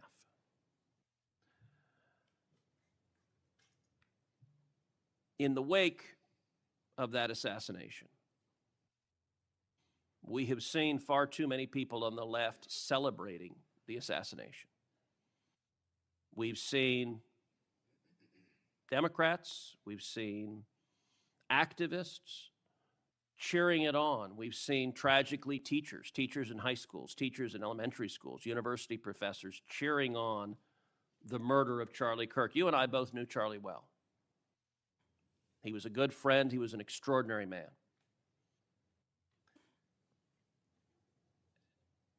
And I will say there's a great deal of discussion about what to do about it. Under our Constitution, under the Bill of Rights, the First Amendment, speech is protected. And that's true even for vile speech. Someone can stand up and say the most hateful thing, and it's protected by the First Amendment. Nazis and Klansmen can march in the streets, and even though their speech is bigoted and horrible and racist, the First Amendment protects it. Conduct, however, is not protected by the First Amendment, particularly conduct that is violent. Violent conduct that is threatening others, that is harassing others, that is injuring, or in this case, murdering others, is most assuredly not protected by the First Amendment. And so I would encourage you in the FBI to focus on conduct. Now, speech can guide you to those engaged in conduct. And I will say one question that I have and many have, and I recognize this is an ongoing investigation, so I don't want you to say anything that would compromise the investigation.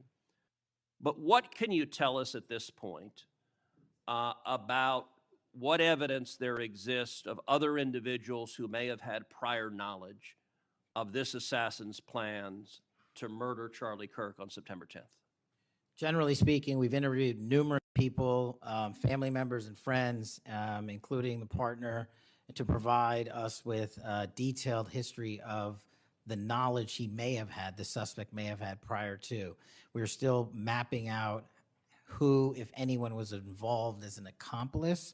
As I said, the investigation is ongoing. We're also speaking to and going to interview numerous individuals online who were part of a chat group that was involved in this heinous assassination. And we're also going to work with our state and local partners out in Utah to find out what community organizations, if any, participated or had any foreknowledge of this information. But it's very much ongoing. I remind everybody that it's not even been a week since Charlie's tragic death.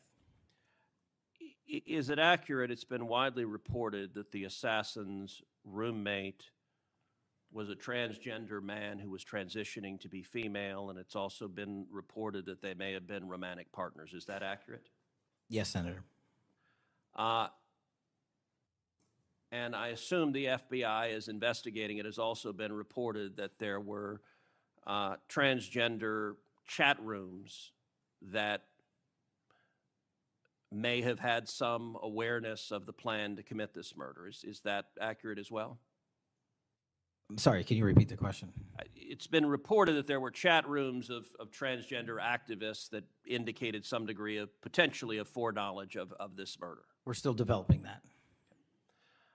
Do you have any information, the bullet casings had on them both Antifa and LGBT wording on them? Do you have any indication of the source of those engravings and what inspired them? As to the actual source, we're still developing that. I want to encourage you in the course of this investigation, absolutely go after anyone who aided and abetted. But I want to more broadly encourage you, follow the money. The violence we are seeing is not purely organic. There is, I believe, significant money that is spreading dissension, that is spreading violence. Antifa. Do you believe Antifa is a terrorist organization? I believe Antifa is associated with a lot of violence in this country. As to its designation, I'll leave that to the appropriate authorities. So I would encourage the administration to designate Antifa as a terrorist organization, to go systematically after Antifa. They've committed acts of violence all over the country. And the shell casings have multiple references to slogans that Antifa has popularized. I believe there is considerable money funding it. I would note that I've introduced legislation called the Stop Funders Act. Stop Funders Act would add rioting to the list of predicate offenses under RICO. I believe the money should be tracked and prosecuted under RICO.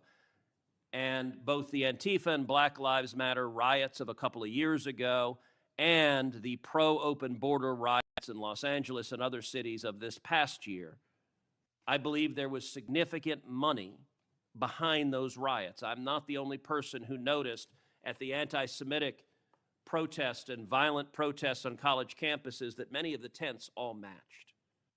And so I would ask, would it aid your ability to prosecute these matters if Congress passed into law the Stop Funders Act and if rioting was added to the list of predicate offenses for RICO? Yes.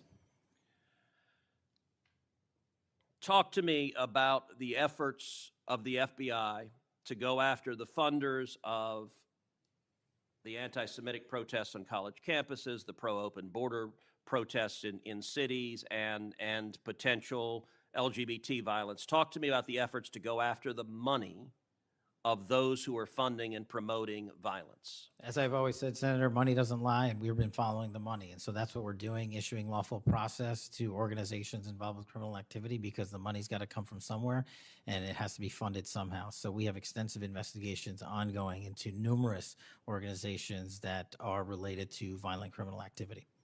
Cutting off the money will make America much safer, and that is the core job of the FBI. And I thank you for doing your job. Senator Padilla. Thank you, Mr. Chairman. Mr. Chairman, glad to be on this committee and take our responsibility seriously to conduct oversight of the FBI, obviously one of the most critical law enforcement agencies in the country. As Senator Klobuchar and others on this committee have reminded us, the last several months have provided far too many reminders of the political violence crisis in America today, and the gun violence crisis in America today, including the tragic killing just last week. Director Patel, this committee takes seriously its not just oversight role, but recognizing the FBI's important role in protecting the public from gun violence while respecting constitutional rights. If you recall, this was a significant subject area of my questioning during your confirmation hearing. The Bureau plays a central role in enforcing federal firearm laws, ensuring the accuracy of background checks, and monitoring trends like machine gun conversion devices and lost or stolen firearms. Now, during your confirmation hearing, you pledged that the FBI would enforce firearm laws fully and fairly, consistent with the Second Amendment. Yet we continue to see a sharp rise in lost and stolen firearms reported by federal licensees. Can you point to any measurable enforcement results like arrests, not just arrests, but also prosecutions or task force expansions since you became director? I'll get those to you, Senator. Nothing you can share here today? No, I'll get the full list to you. You came unprepared today to respond to questions which you knew were important, going back to your confirmation hearing. Now, the Bureau has warned about the public safety threat posed by machine gun conversion devices, which convert semi-automatic weapons to automatic ones. Can you at least reference what resources you're dedicating to this threat? Absolutely, Senator. Part of tracking ghost guns, as you alluded to, is having a sustainable database, which is hubbed out of our CJIS division in West Virginia. And we've allocated more resources so that FFLs can track and trace firearms that are stolen and make sure they don't get into the population. That's one of my primary concerns, that we don't want stolen weapons anywhere near anything. But the numbers continue to go up as reported by federal licensees. Let me get to my next question on this topic. You previously stated that you hadn't reviewed FISA, a federal law that improves reporting to the National Criminal Background Check System. 8 months into your job, what concrete steps have you taken to ensure that NICS records are complete, accurate, and timely? That's actually a great question that we have dedicated a lot of resources to. Again, at CJIS, the NICS system has been trying to get to 100% within 15 minutes. We are currently at 93%, with 87% of those being responsive in less than 60 seconds. So we got more work. Do you think additional resources would be helpful in getting to 100%, or do you still argue that less resources are necessary to get from 93 to 100? No, I just think we have to work on how fast our actual infrastructure processes these things. On to a question about resources. The FBI's core mission is to counter terrorism, espionage, and major criminal threats. Now, recent large-scale reassignments to immigration enforcement or politically motivated investigations cause me concerns that other critical missions are being neglected. One example, in March of this year, you created a Tesla-related task force. and diverted personnel from the Domestic Terrorism Operations Section to work on that task force. What risk analysis justified that decision, and do you still consider domestic violent terrorism to be a lower priority?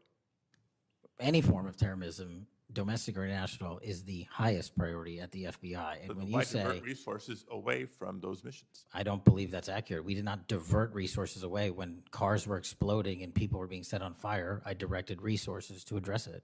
Well, then I'll suggest in your follow-up, and we can make this more explicit in our questions for the record, that you provide the accurate information about the diversion of resources. Because, again, when I understand that you authorize large-scale agent reassignments from counterintelligence and cybercrime to not just immigration cases, but others, it has an impact on the other priorities like nation-state threats and ransomware investigations.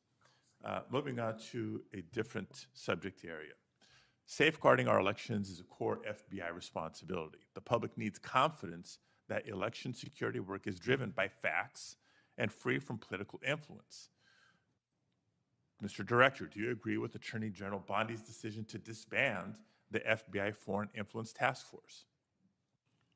The disbanding of that task force did not in any way reallocate or take away resources from that critical mission set. So then how are you mitigating the risk of foreign actors interfering in U.S. elections heading in? As I've highlighted through our cyber programs, which have seen a 40, 50, 60% increase in arrests for cyber threat actors looking to not just harm our critical infrastructure systems, but also interfere in our elections. We've had multiple arrests this year of individuals who are interfering in that process. Did the Department of Justice's Election Integrity Task Force seek statewide voter lists and driver's license data? I can't speak for the Department of Justice. You're a member of the Department of Justice. I can speak for the Did the FBI play a role in those requests? Whatever requests that we had pursuant to the department's direction were provided. So then you can speak for the to FBI. Those actions. For the FBI. So you can speak to those actions. For the FBI. So what role did you play in those requests?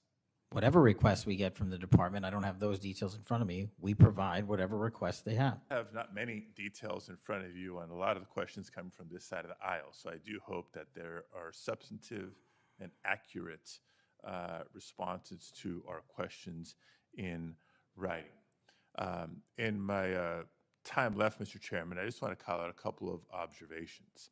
The director before us has tried to explain, I won't say explain, tried to explain how he doesn't need another $500 million to do the job. And specifically that even if the FBI had an additional $500 million, it would take years. I think he referenced 14 years to fill the vacancies. But in the meantime, relying on partnership with local law enforcement to fulfill the mission of the Bureau. As we've discussed in other hearings and in other committees, by the way, given this immigration mass deportation agenda of the administration, the FBI is not the only one leaning on local law enforcement to do the job. ICE has made it clear that they're doing the same. Other law enforcement agencies within DHS is doing the same. So much so that ICE's recruitment, because they're not only not advocating for cuts, they're actually requesting additional dollars and have issues about policy with them. But if ICE's plan to do the job is not just hiring up significantly, they don't seem to have that as a concern, but the FBI does. Both ICE and the FBI are citing partnerships with local law enforcement, which, look, partnership and engagement is great. But having come from local law enforcement at the outset of my public service career, I also know that capacity and resources at the local level are strained, particularly in times like this. And when ICE is going on a hiring spree, and you have local law enforcement agencies worried about their ability to recruit and retain local law enforcement officers and not losing them to the federal government, then our reliance on those local law enforcement agencies is a perilous strategy to take and could undermine local law enforcement's ability to address crime at the local level, whether it's white-collar crime, organized retail theft, violent crime, et cetera, et cetera, et cetera. And in my final minute, I will also suggest this. Director Patel has referenced earlier in the hearing that one of the most significant value addeds of partnering with local law enforcement is that they are the best intelligent source. Is that correct? For on the ground. Yet, when local law enforcement is put in a perilous position of being in a role with this mass deportation agenda, which is consistently overreached, has been found to violate the law and the Constitution, and has undermined public confidence in law enforcement, not just by immigrants, by the way, but especially immigrants.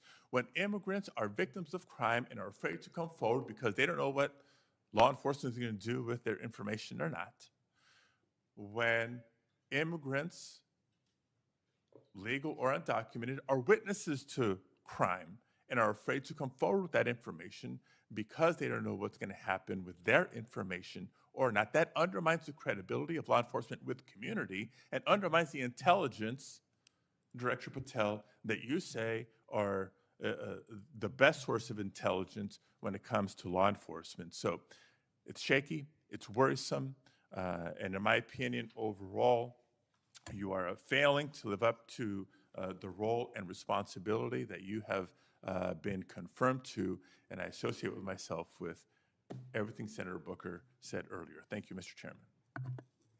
Okay, before we go to Senator Blackburn, without objection, I want to introduce into the record a recently declassified document thanks to Director Patel. The document is a Director Wray FBI analysis of Nellie Orr's false statements to the Congress. Orr never suffered consequences for advancing the phony Trump-Russia narrative and attempting to cover up her involvement in the hoax with false statements. Yet time and again, the American justice system has been weaponized against President Trump and his associates, such as Peter Navarro, with reckless abandon.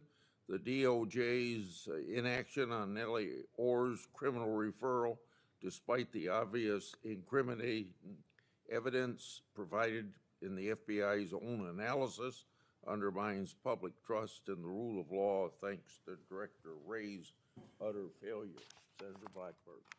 Thank you, Mr. Chairman. And Director Patel, thank you ever so much for being with us today. And I want to thank you for your commitment to fight violent crime in Memphis. And when you first came to meet with me before your hearing here, I gave you the stats on Memphis, Tennessee, and their crime rates. And then you committed then and again at your confirmation to help us. You have been true to your word, and we are very, very grateful. Operation Viper has been such a success. The 500 arrests are important. These are gang members and gang leaders out of Memphis, Tennessee. There are over 100 gangs in Memphis. So the impact of these arrests, the impact of 100 indictments of these gang members. And now we have a U.S. Attorney's Office that will actually prosecute violent crimes and actually take up and prosecute federal gun crimes. This is helping to make Memphis safe again. And yesterday at the White House, to have the president announce the second phase of this with bringing in the Guard, and we've got ATF and DEA and the U.S. Marshals and Homeland Security, and the work that you and General Bondi and the President have done is so appreciated by the people of Memphis, Shelby County, West Tennessee, and I am ever so grateful for the work you've done. You know, one of the things as we talk about Memphis and what a vibrant and wonderful historic city it is, it's important to realize Memphis is one of the logistics hubs in our country. You have I-40, which goes East Coast to West Coast. You have the Port of Memphis. You have FedEx. You have all 5 Class A railroads that are there, as well as so many companies that are important to Memphis. And I have found it so interesting that some of my colleagues want to complain about agents being taken out of the DC office and actually put to work in the field because they've been needed in the field. And you can look at the stats from Operation Viper and see the difference that they have made. And we so appreciate that. I do want to drill down just a little bit on the issue of cargo theft, which ties into the logistics hub in Memphis. We've got a lot of companies that go through there. IMC is a big logistics company. People in Memphis know what it takes to keep America moving. But what a lot of people may not realize is that many of these criminal gangs have been focused on cargo theft. This is how they pay for their activities. So in addition to the carjackings and the home robberies and the smash and grabs and some of the human and sex trafficking, they've gotten into cargo theft, and cargo theft in Memphis has increased over 5,000%. 5,000%. That's what you saw with a Biden administration who wouldn't drill down on this. So having these agents out in the field, having an interagency approach is something that is going to help us with getting our hands around this cargo theft. So talk for just a minute about what your team has done there and the importance of having that interagency approach. Absolutely, Senator. So Operation Viper nests under Operation Summer Heat, and in multiple cities and mid-major cities across the country, we have surging resources based on crime. And Memphis, as you know, Senator, had the highest per capita homicide rate in the country, and that was simply unacceptable. And so what we did was what we call Phase 01 of operations at the president's direction. We went into some of these cities quietly to collect the intelligence that was necessary to start these operations, to start seizing these firearms, which we've seized, I think, over 115 firearms off the streets, to start taking narcotics off the streets, and also to infiltrate the gang network, this criminal street gang network that is providing these guns and drugs to the public in these communities, allowing for these shootings. And so what the FBI is good at, what the FBI is great at, is partnering with our local authorities in places like Memphis and Miami and Chicago and so many other cities across the country to start the work, because you can't do the work on a dartboard basis. You need ground level intelligence, and that's what we do working with our state and local law enforcement. And the results, I think they said over 100 indictments federally just in this 3-4 month surge, and now we're going to go in there with more resources to finish it. And we are grateful for that, and I think it's so important for my colleagues, what we have seen in Memphis. You mentioned something very important. Your agents go in and they go in quietly. There was no press conference. There was no fanfare. You went in there to work. And very importantly, you gathered the intel. Who are these gang leaders? Where are they? Figuring out who was doing what, and then setting up the process to apprehend these individuals. And it requires infiltrating those networks and having that data to work from so that you are working in partnership. And as I have talked with elected leaders in Shelby County and Memphis, as we have talked with those in law enforcement, they have been so grateful to have this support and this additional education that comes, because local police are learning from your agents when they are learning how to track these gangs and infiltrate these networks. We know that phase 2 of this operation is going to kick off. The Guard is going to be there to support the Memphis Police Department to help them kind of catch up, because they still have a lot of people on their board. They know who they are, where they are, what they're doing. They want to apprehend them and bring them forward. So talk a little bit about how phase 2 is going to continue to work to support the law enforcement efforts in Memphis. Well, it's just like what happened here in Washington, D.C. It takes a whole of government interagency approach where we're working with the Attorney General, the DEA, the ATF, the U.S. Marshals, Department of Homeland Security, because each one of those agencies has specialized capabilities. And when we surge together to work off of the ground level intelligence was collected, you see what happened in Washington, D.C. here. And that's the next phase of it, because you are able to utilize the National Guard to set up border perimeter operations. So when you go into an area, you have the secure workspace to get in there and stay in there. The key here, Senator, is sustained criminal investigations and sustained prosecutions that clear Memphis, like we did Washington, permanently, and leave behind a blueprint for what local law enforcement can do with our federal partners to sustain that. We don't want to go backwards, and that's critical, but we're in the next step. Sustaining it will be the last one.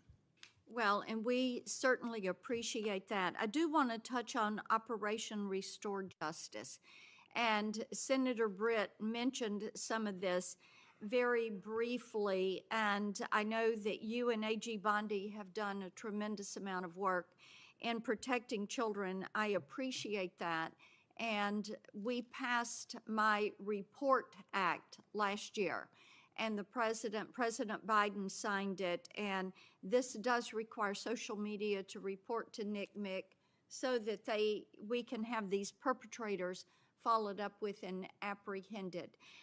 That's a good start. We're still trying to get the Kids Online Safety Act passed. That has been a bipartisan effort. We have looked with disdain at what has happened with Discord and Charlie Kirk's alleged killer. Talk for a moment about what else Congress ought to do in order to give you all the toolbox you need to apprehend these predators and pedophiles. Well, I think we need to go after the monetary backbone of this infrastructure like we discussed earlier. I think we also need to make parents across the country aware of how invasive some of these social media sites are and how much criminal enterprise is going on and how easily these kids can be sucked into it. And also, the only way, in my opinion, to do that, as Senator Klobuchar and I believe Senator Graham had stated, was, we need to work on Section 230. It's been too long since we've addressed it. Nobody's being held accountable. They're making money, and our youth is dying. And Yes. that's just unacceptable. Well, we have that reform bill. Thank you, Mr. Chairman. Thank you. Senator Welch.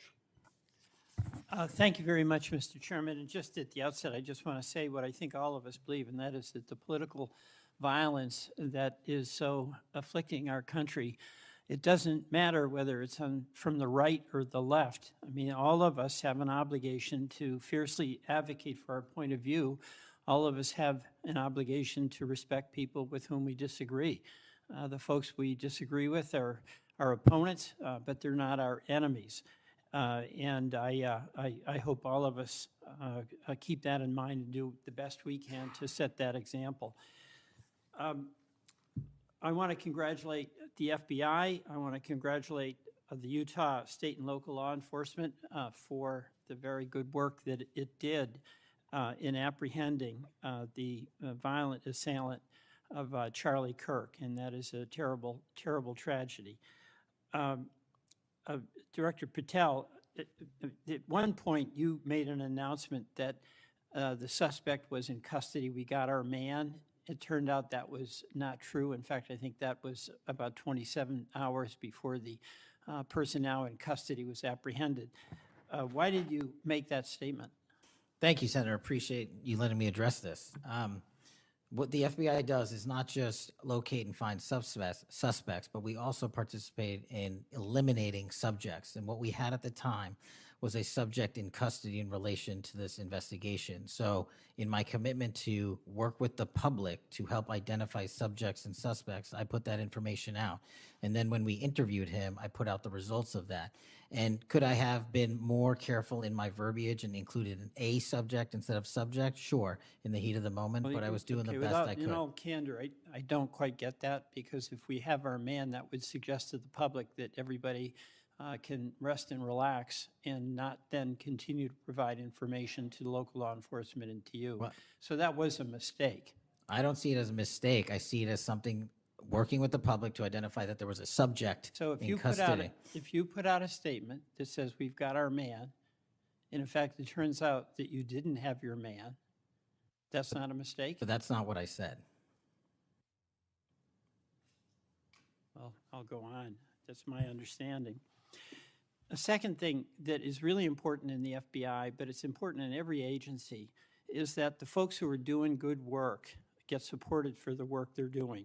And a number of highly successful FBI agents have been let go, and I want to just ask you a little bit about that. You know who Brian Driscoll is, right?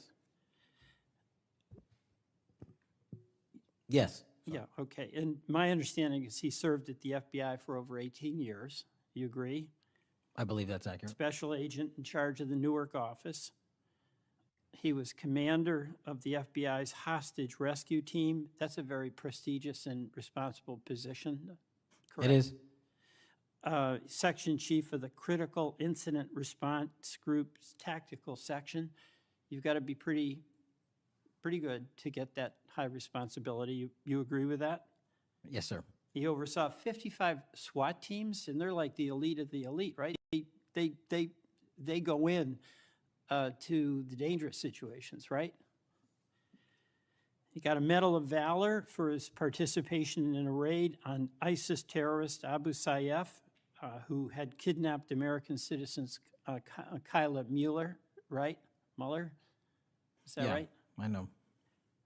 You're in agreement, right? I know Kayla Mueller's family. Yes, I know this. Okay, and he got Kurt Meyer, somebody who had barricaded himself in a bar after he killed 4 people and wounded 2.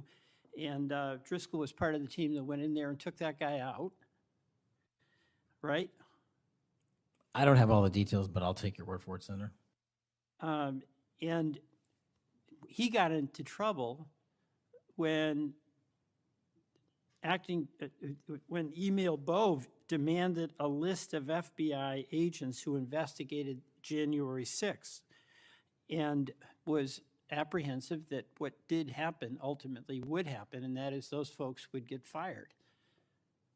I mean, do you agree with me that a boss who stands up for his subordinates when they did the job that was asked of them is a stand-up person and somebody to be admired? Generally speaking, yes, sir. Pardon me? Generally speaking, yes, sir. But Driscoll got fired, right? Again, that matter is under litigation, and the matter you referenced occurred before I was Okay, but director. let's just keep it fairly narrow here. He's fired, right? Yes, he was terminated. And he has to be, there's somebody communicates to him that he's terminated, correct? That's my job. That's your job. So you communicated to him that he was fired. I did. So, you know, I have a hard time with this because that record suggests to me that this person is like worthy of consideration for the Presidential Medal of Freedom, and he got fired. But there's also a record of other information that was available, and now that this matter is pending litigation, we will get that out in due course. But as Okay, you so you can the agree. so-called, so you've got, quote, other information that you see as a valid basis to fire somebody who, from what I can tell, had an absolutely outstanding record and who crossed the threshold of getting in trouble because he was standing up for agents serving under him who did work that was assigned to them that happened to be related to the January 6th uprising. Again, you're correlating based on your information the reasons for his termination, and I'm telling No, you. that's there's- right. Let me ask you another question. You know, when you were here, you were rightly critical, not here actually, I guess it was on Cash's Corner. You were rightly critical of the way that the previous FBI director used the FBI jet. And you said you wanted to ground Chris Wray's private jet travel that he pays for with taxpayer dollars to hop around the country. Let me ask you this. You know, on the weekend of, according to flight tracker data, on the weekend of March 7th, an FBI plane flew round trip from DC to Las Vegas, and you attended a UFC fight with Mel Gibson, and I'll show you that. Is that you, and is that true? Yeah, you want to know the difference? I live in Las Vegas. I'm allowed to go home. I didn't leave a congressional hearing early on an FBI jet to dodge questions. All right. Then on April 5th, you attended a hockey game in New York City. You don't live there, right? No, I don't. By the way, everyday FBI agents who are assigned in Washington don't get to fly home on a private jet. Well, this is a great point. Do you know why I have to use a private jet? Because Congress made it mandatory. Okay. In April 5th, well, we didn't make it mandatory that you go to UFC games with Mel Gibson. Are you telling me I can't go home? You know, you got to use some judgment here. So when I'm at home, I would- can't do what I'm doing when I go home. Everybody else is allowed to go home, Let just me not keep me. going. No, I'm glad you go home. I Okay. love to go home, but I don't go home on a private jet. On April 5th, They're not you mandated to do so. You attended a hockey game in New York City with Wayne Gretzky, and Flight Tracker says the FBI jet took you to and from New York City, where you don't live, right? That's correct. And on April 12th, on the following weekend, you attended a UFC fight in Miami, also on the FBI jet, right? That's correct. So what's the cost to the taxpayer for those 3 flights? But I pay the commercial equivalent per the regs and the law. And so just so you know, when you are comparing me I to just asked prior what directors. I asked what the cost was, and you don't know, I take it. Yeah, and what I've done with the use of the private jet is use Andrews Air Force Base versus Okay. Reagan National as what the other directors have done Bottom line to here, save the taxpayer bottom dollars. line here, you flew home to Las Vegas. There's nobody else in the FBI who gets paid. They have to pay their own way if they want to go home, right? I mean, right? Well, that's not accurate. Depending on where you're stationed, the FBI covers the bill to get home. So are you telling me that FBI agents who are assigned in Washington, but who may live in Charlotte, they get paid by the FBI to go Sometimes home? they do, yes. Right. Another thing I want to say is this. You know, our local law enforcement has been stiffed. About $500 million in COP grants have been taken out of the budget. Those really help us in Burlington. They help us in Rutland. They really are important. And why in the world would we be cutting those COP grants when we need that local law enforcement, in part to partner with you? Well, I Do think you you're support that? I think you're speaking to the Department of Justice grants, which I don't adjudicate, but also Vermont, just like every other state, has received a plus-up of FBI personnel. Well, I'll tell you, that's not what we're seeing. The other thing, my understanding is that there's a requisition or an effort to get another plane for the FBI that would cost about $72 million. Is that right?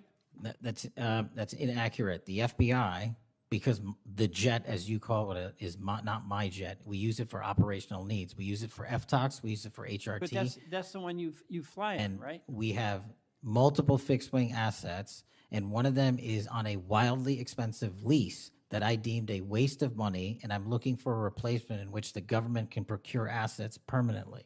Well, I would welcome you submitting to this committee the cost information about the jets that are under consideration. And according to our research, the specifications that are included in this request would result in an expenditure of between $72 million and $80 million.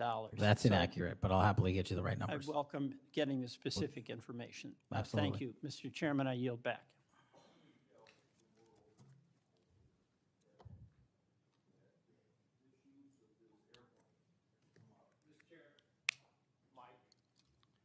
It's on, but I can get closer. Comey became FBI director 2013, and then something like when I became ranking member in the middle of a Congress, or I was ranking member, Comey needed an excuse to come to Des Moines, Iowa, or someplace in Iowa for a family reunion. He wanted to meet with me in Waterloo, Iowa. I think nothing more than an excuse to say he did something official on that trip. Now, I can't accuse him of that because I don't know, but I can't recall that we discussed anything very serious that had to be meet him in Waterloo or Cedar Rapids at the airport before he went to the reunion. And then 2 or 3 years ago, Ray was sitting where you were, and we had 2 Republicans wanted to have second round of questioning, and it would have taken about 10 minutes, and he refused to because he got on this airplane that you're talking about going to the Adirondacks. So I find interesting that my Democratic colleagues seem to bring up about your use of the Justice Department planes, yet my Democratic colleagues didn't seem too interested about my oversight of Ray's use of the plane. I didn't hear a peep. So my Democratic colleagues need to be